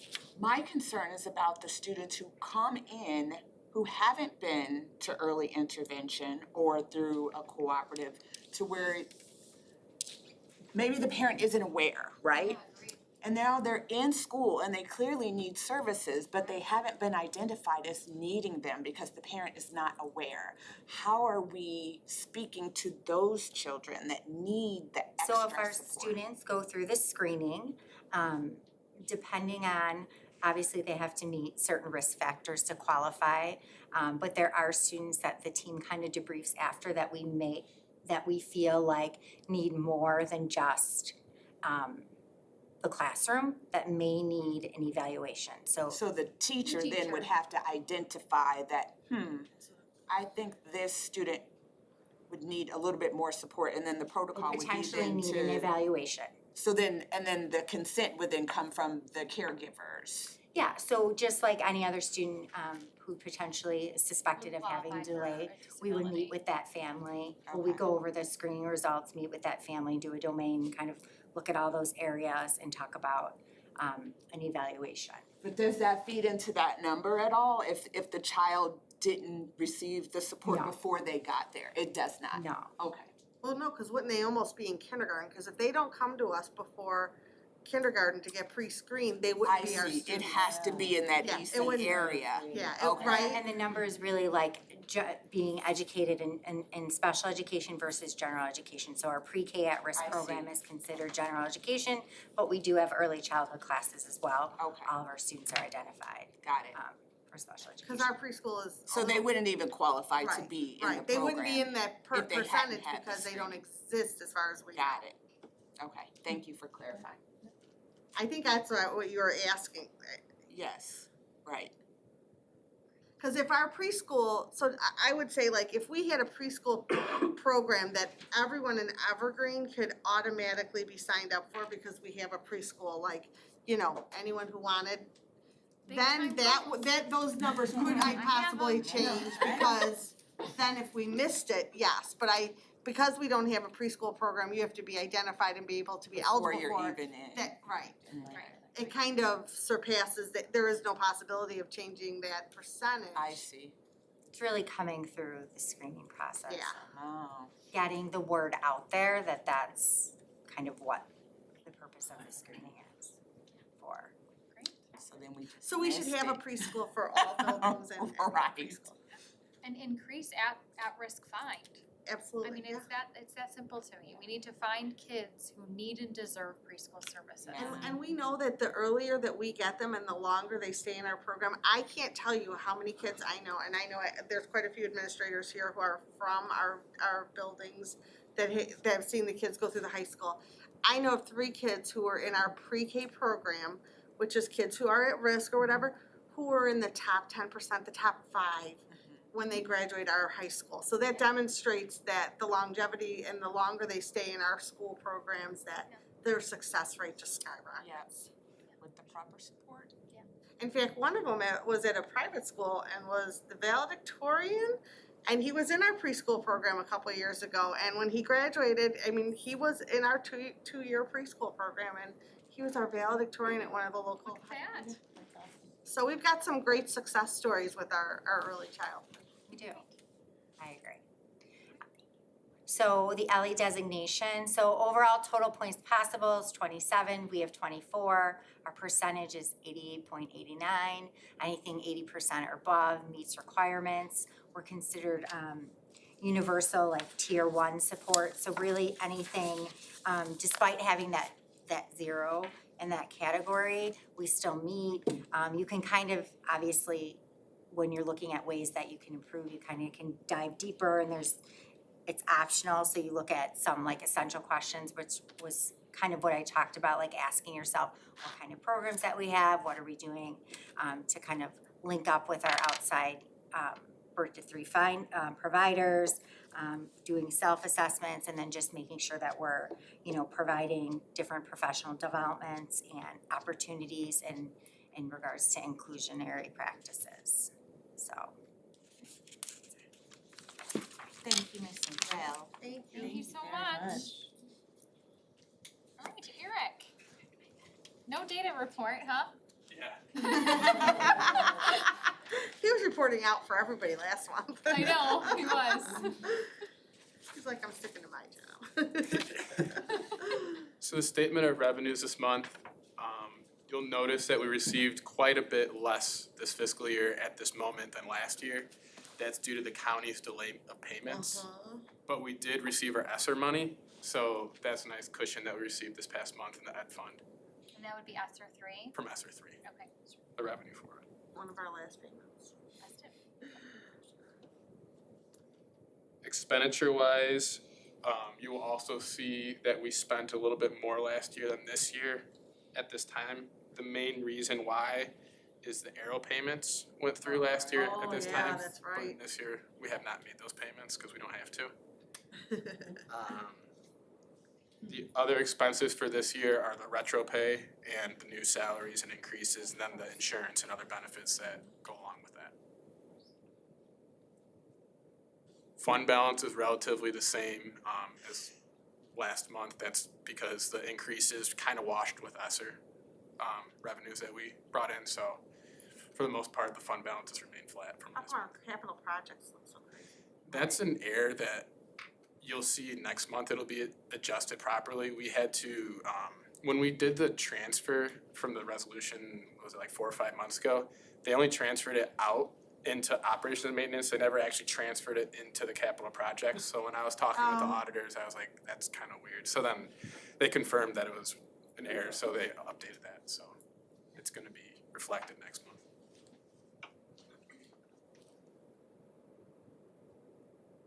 And then we had 3 FOIAs in the past month, one from a Miss Sherry Reed of Smart Procure, one from a Miss Karen Garcia of Smart Procure, and one from a Miss Molly Hudgens of SEIU Local 73, and all those have been completed. Thank you. Yep. Well, thank you. Mr. Grossi.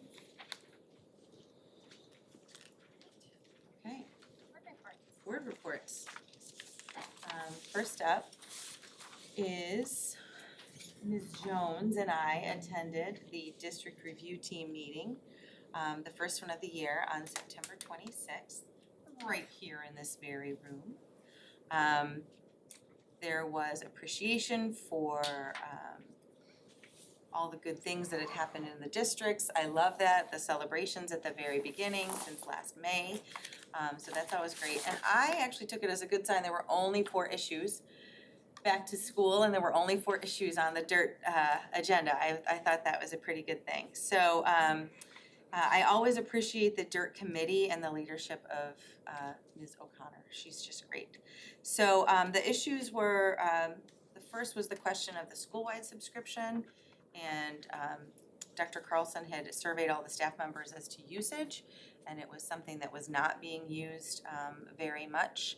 And so instead, we're focusing on the ELA curriculum and piloting different programs this year.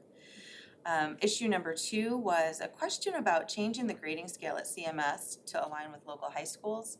Having had a recent graduate of a local high school, it came up within the last year or 2 with him as well, so we had that conversation.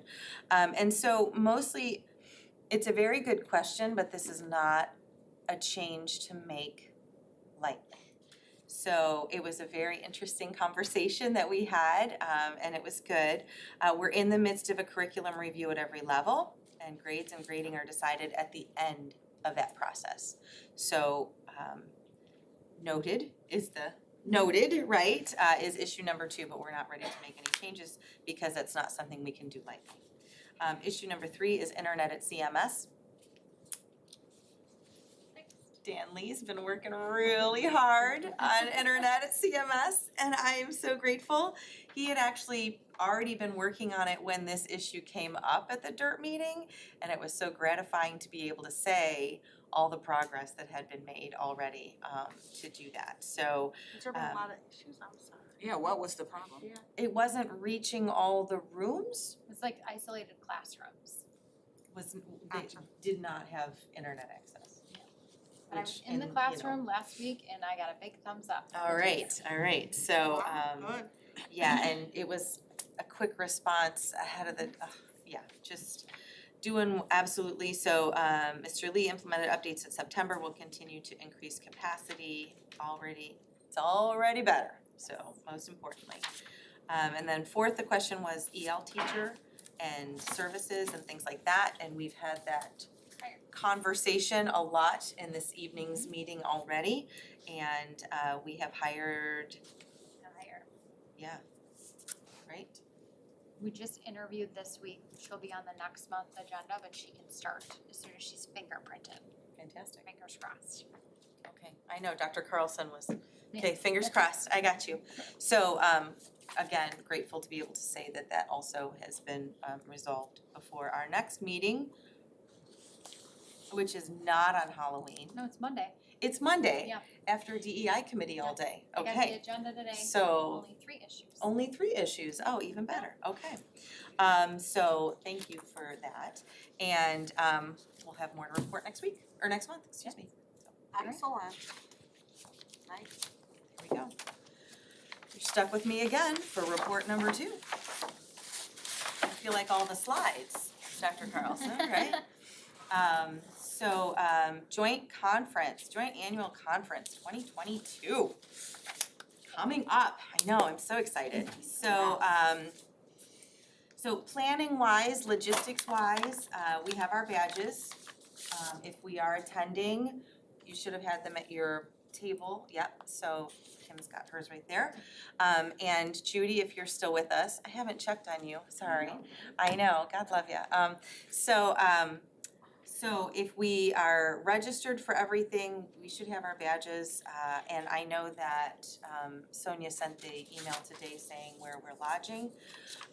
Specifically, other than logistics, so I went out and downloaded the app.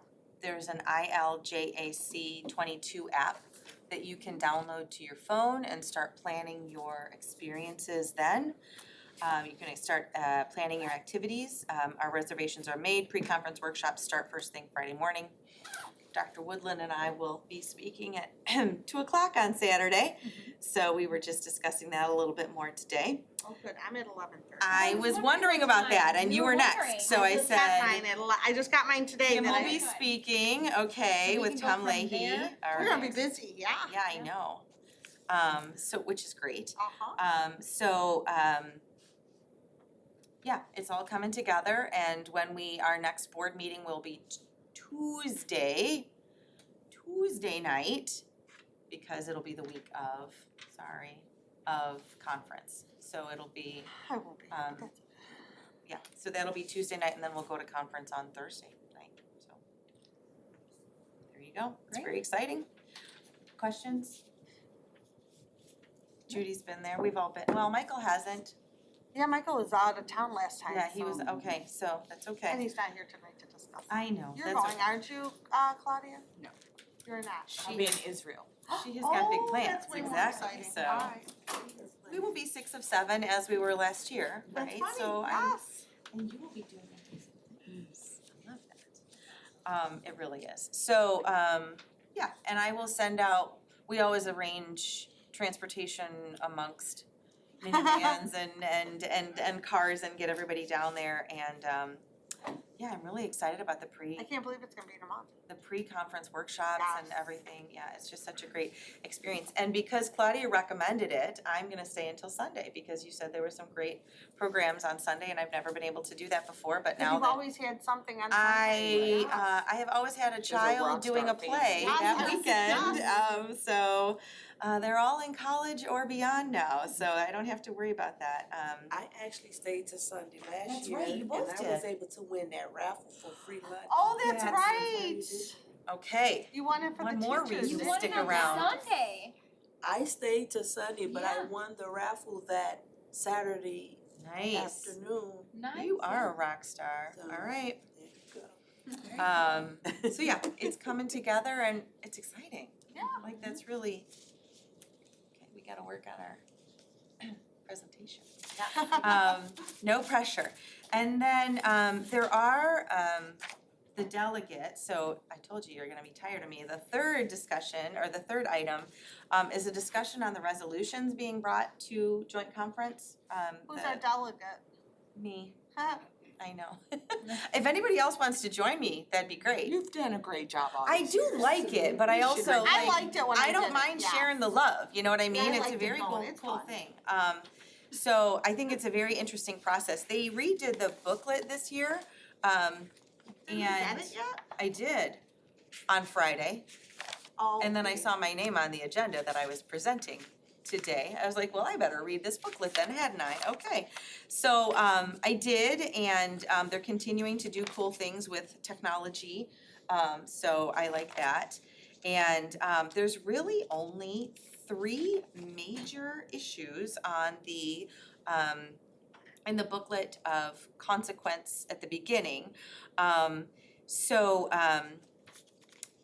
They are, and I'm gonna read this out to everybody here because it's for the board. I'm also gonna send it to the board members that aren't here today, and we should all can get have that a book. Let's see the front of it. final quick conversation about it when we meet again in November, okay? So the first one is a fund balance. It's a ratio adjustment, which is really funny, and I had to laugh because what they wanna go for is no more than 3 times the annual expenditures in fund balance available. Can you imagine that, Mr. Grossi, having 3 times our annual expenditures that. in fund balance? Yeah, good Can, luck. I was like, that's a thing? Is that, wow.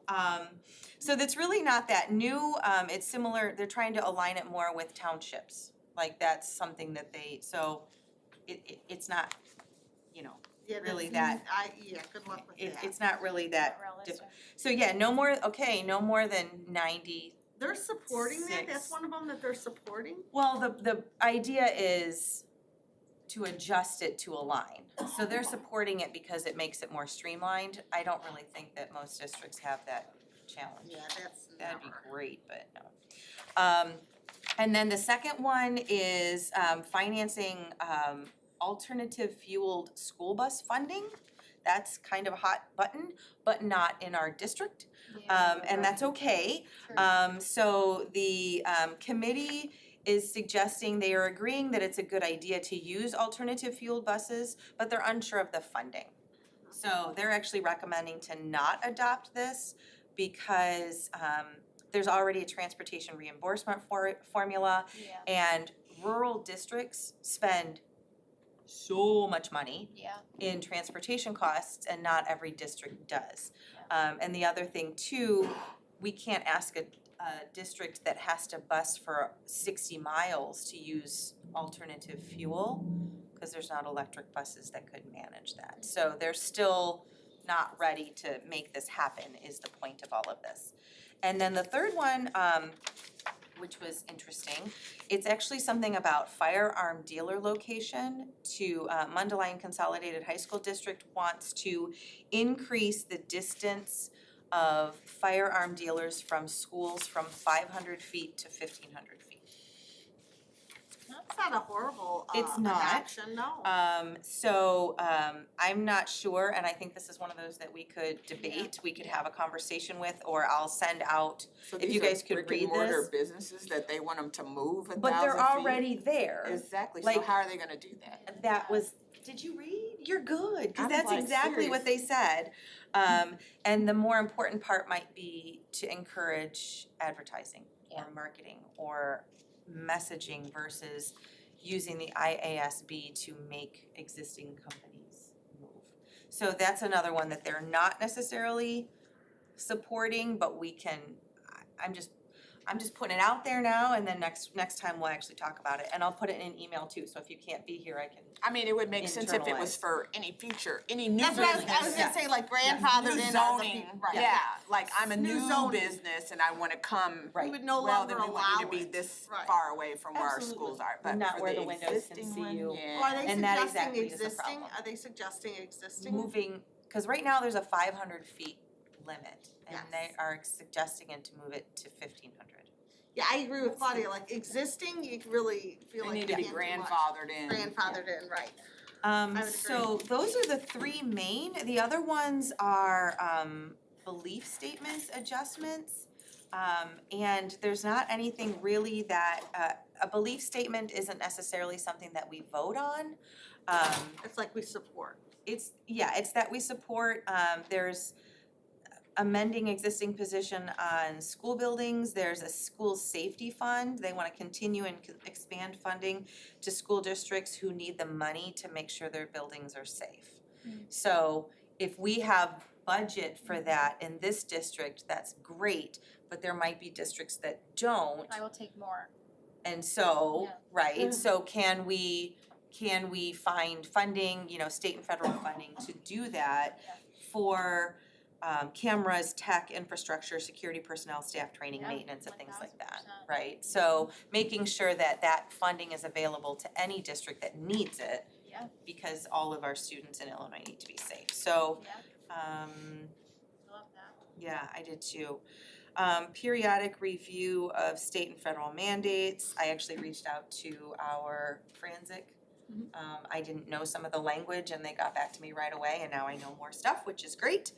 And it turns out that, hey, school board members, we're not allowed to accept money from partisan groups. I didn't know we were allowed to accept money at all, so I'm pretty sure that doesn't really apply to us, Nobody's but. giving us any money. I didn't receive any money, but hey, but I do appreciate that they are making a statement and making that specific, that we are not to be, that is kind of the point of a school board, is we're not partisan and we are Yeah. advocating purely for the sake of our students and our community, so.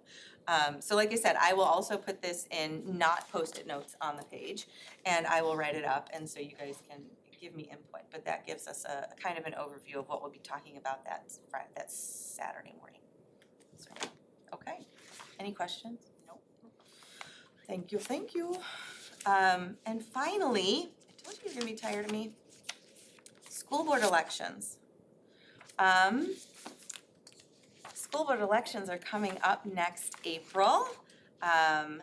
We have at least one person who will be finishing her. So next elections are April 4th, 2023. The application, the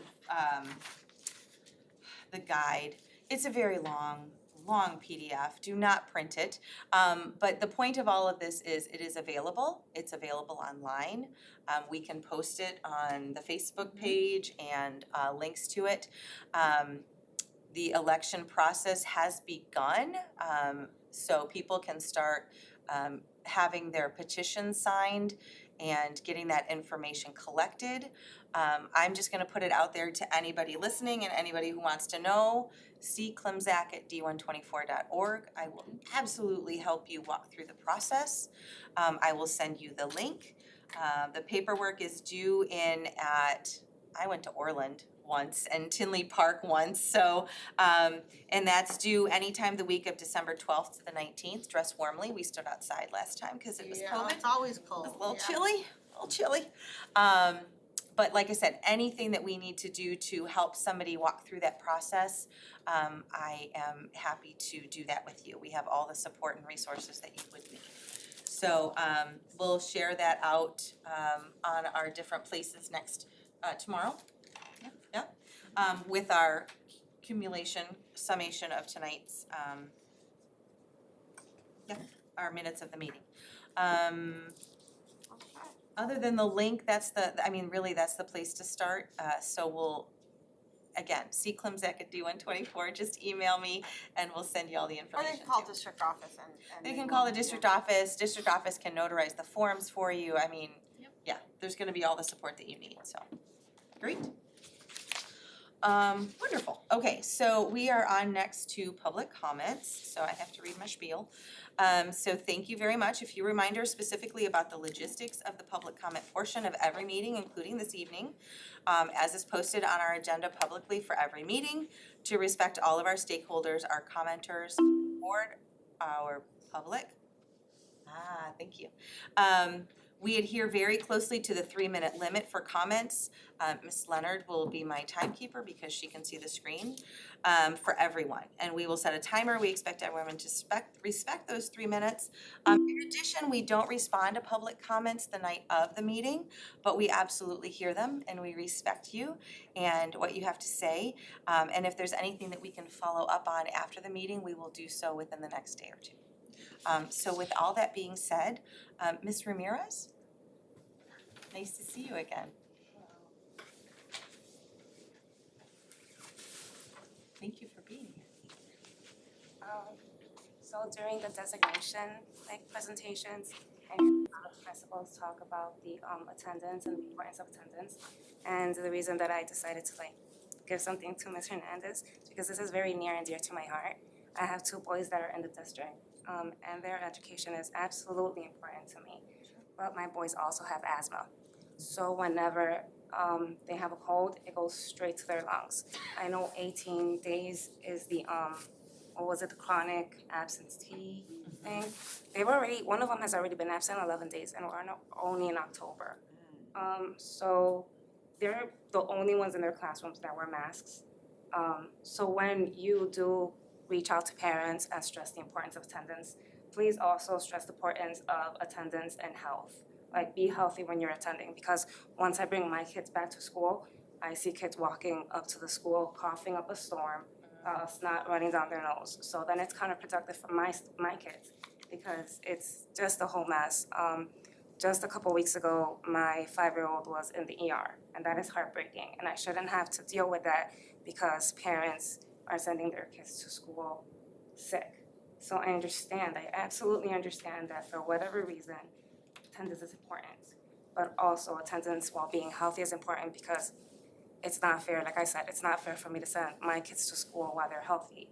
But kids are walking up, snot running down their nose, coughing up a storm, and just spreading all the love that they can spread. So that's pretty much it. Thank you. Thank you. So in person but healthy. I think, yes, I hear that. Thank you very much for standing up and speaking to us too. Wonderful. So we are moving on to our action items, our consent agenda. We haven't lost Judy yet, right? Judy, are you still with us? Yes, I am. Okay. She's always so patient, I know. If you weren't on my phone, I would be texting you on my phone to say, how are you? I checked my But messages just I to didn't make sure wanna I mess haven't with gotten one anything. from her that says, No. I'm not on. Thanks for being here. So, moving on to our consent agenda. That's true, we need to know that for Right, voting. okay, That's I was roll like, I call, haven't seen any absolutely. messages come across. So consent agenda item number A is to approve our monthly transaction reports for September of 2022. Number 2 is to approve our fund balance reports for September of 2022. Number 3 is to approve our expenditure report and projected payroll report for October of 2022. Number 4 is to approve our board minutes from the regular board meeting of September 21st, 2022. Number 5 is to approve the closed session minutes from a regular board meeting of September 21st, 2022. Number 6 is to approve destruction of closed session tapes from June of 2018. Number 7 is to approve the personnel recommendations. We have 5 additions in our buildings as listed on our agenda. If I could have a first motion, please, to accept consent agenda item number A. I'll make that motion. Thank you, Claudia, and a second? Second, thank you, everybody's working really hard because there's only so many of us here, so Denise for a second, thank you so much, and a roll call. Claudia Parker, Yes. Denise Jones. Yes. Judy Rayson, Yes. Kim Leonard, yes. Colleen Clemzak, Yes. motion is passed. Excellent. Item number B is to approve our new Director of Food Service for the 2022-23 school year. If I could have a first motion, Oh, I'll make please. that first motion. And a second. I'll second. Oh, we should Excellent. probably say who it is, right? Oh, we will. I always get ahead of myself, you know that. Let's see, I'm trying to Claudia. behave myself this time. I know, let's review. Roll Big call, review. please. Claudia Parker, Yes. Kim Leonard, absolutely yes. Judy Rayson, Yes. Denise Jones, Yes. and Colleen Clemzak. Absolutely. Yes. Yes. Motion is passed. Yes, your motion is passed, and so is Julie still here? She's still Yes. with us? She's still here. Yay! She was over here, and then I'm like, oh no, she left, because we were going on a long time. So our new director is Julie Henry, and we're so happy to have you. Welcome you. And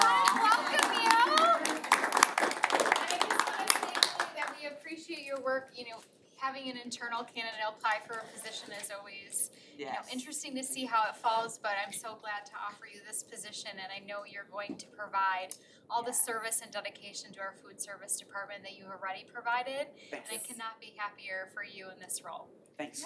We are so happy to have you, it's wonderful. Congratulations, here's some swag, congratulations. We do typically take a picture of Yes, you. yes. She says, One picture. That would be great. And thank you for Patricia and Eric for really helping to facilitate this. very much. I appreciate all your work. Come on, Chica. Are you Yeah. replacing her? Well, Oh, look at here she goes. I'm in back, right? Not to. Go ahead. Teenagers Go ahead, or you go young closer to her.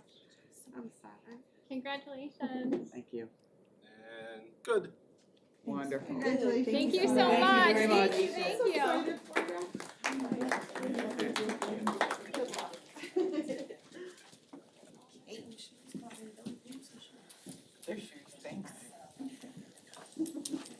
All right. I always get ahead of myself, Julie, so I had to rein it in. I always did a good wanna job. celebrate beforehand and grab that cupcake or two before you, yeah, Julie, what school Um, did you go to? What, I know you went to high school. Oh, you were saying Burnett? Yeah, and then Okay. I know she's a product of 231. So I was like, Good, okay. 231. that wasn't me. I tried to go to Central, believe me. Congratulations. Congrats, thank you so much.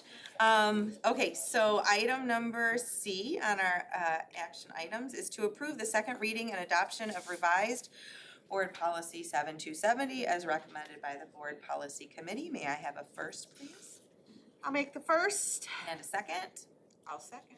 Thank you, Claudia, and a roll call, please. All right, Kim Leonard, yes. Claudia Parker? Yes. Judy Rayson? Yes.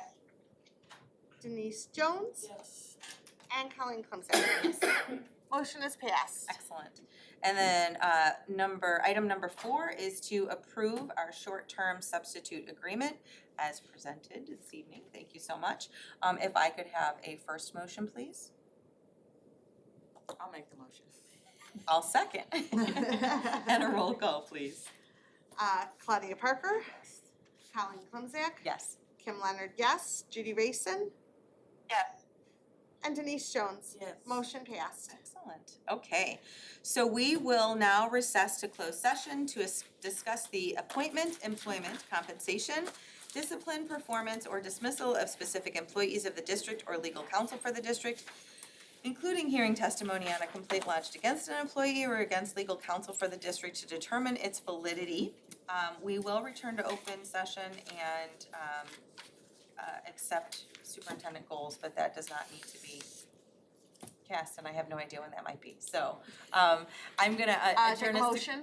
Pardon me, so I'm gonna adjourn us to closed session, Take a yes. motion? A motion, please. The first motion to do so, I'm just saying we don't have to stick around if you don't want to. So a first? Third. Thank you, Denise. And a second? Second. And a roll call. Denise Jones? Yes. Kim Leonard, yes. Claudia Parker? Yes. Judy Rayson? Yes. And Colleen Clemzak? Yes. Motion passed. Thank you, Sonia Hernandez, for the gifts. I know. Yes, we appreciate you. That was so nice. Okay, Judy, you have a gift coming, you just don't know it yet. So we just ruined the surprise, but you'll be very happy. She was just the best. She's so I thoughtful. love those. We appreciate you. Oh. I have to hide them from the people who live in my house. Oh, are we Please still take live? cupcakes on your way out, guys. Have cupcakes.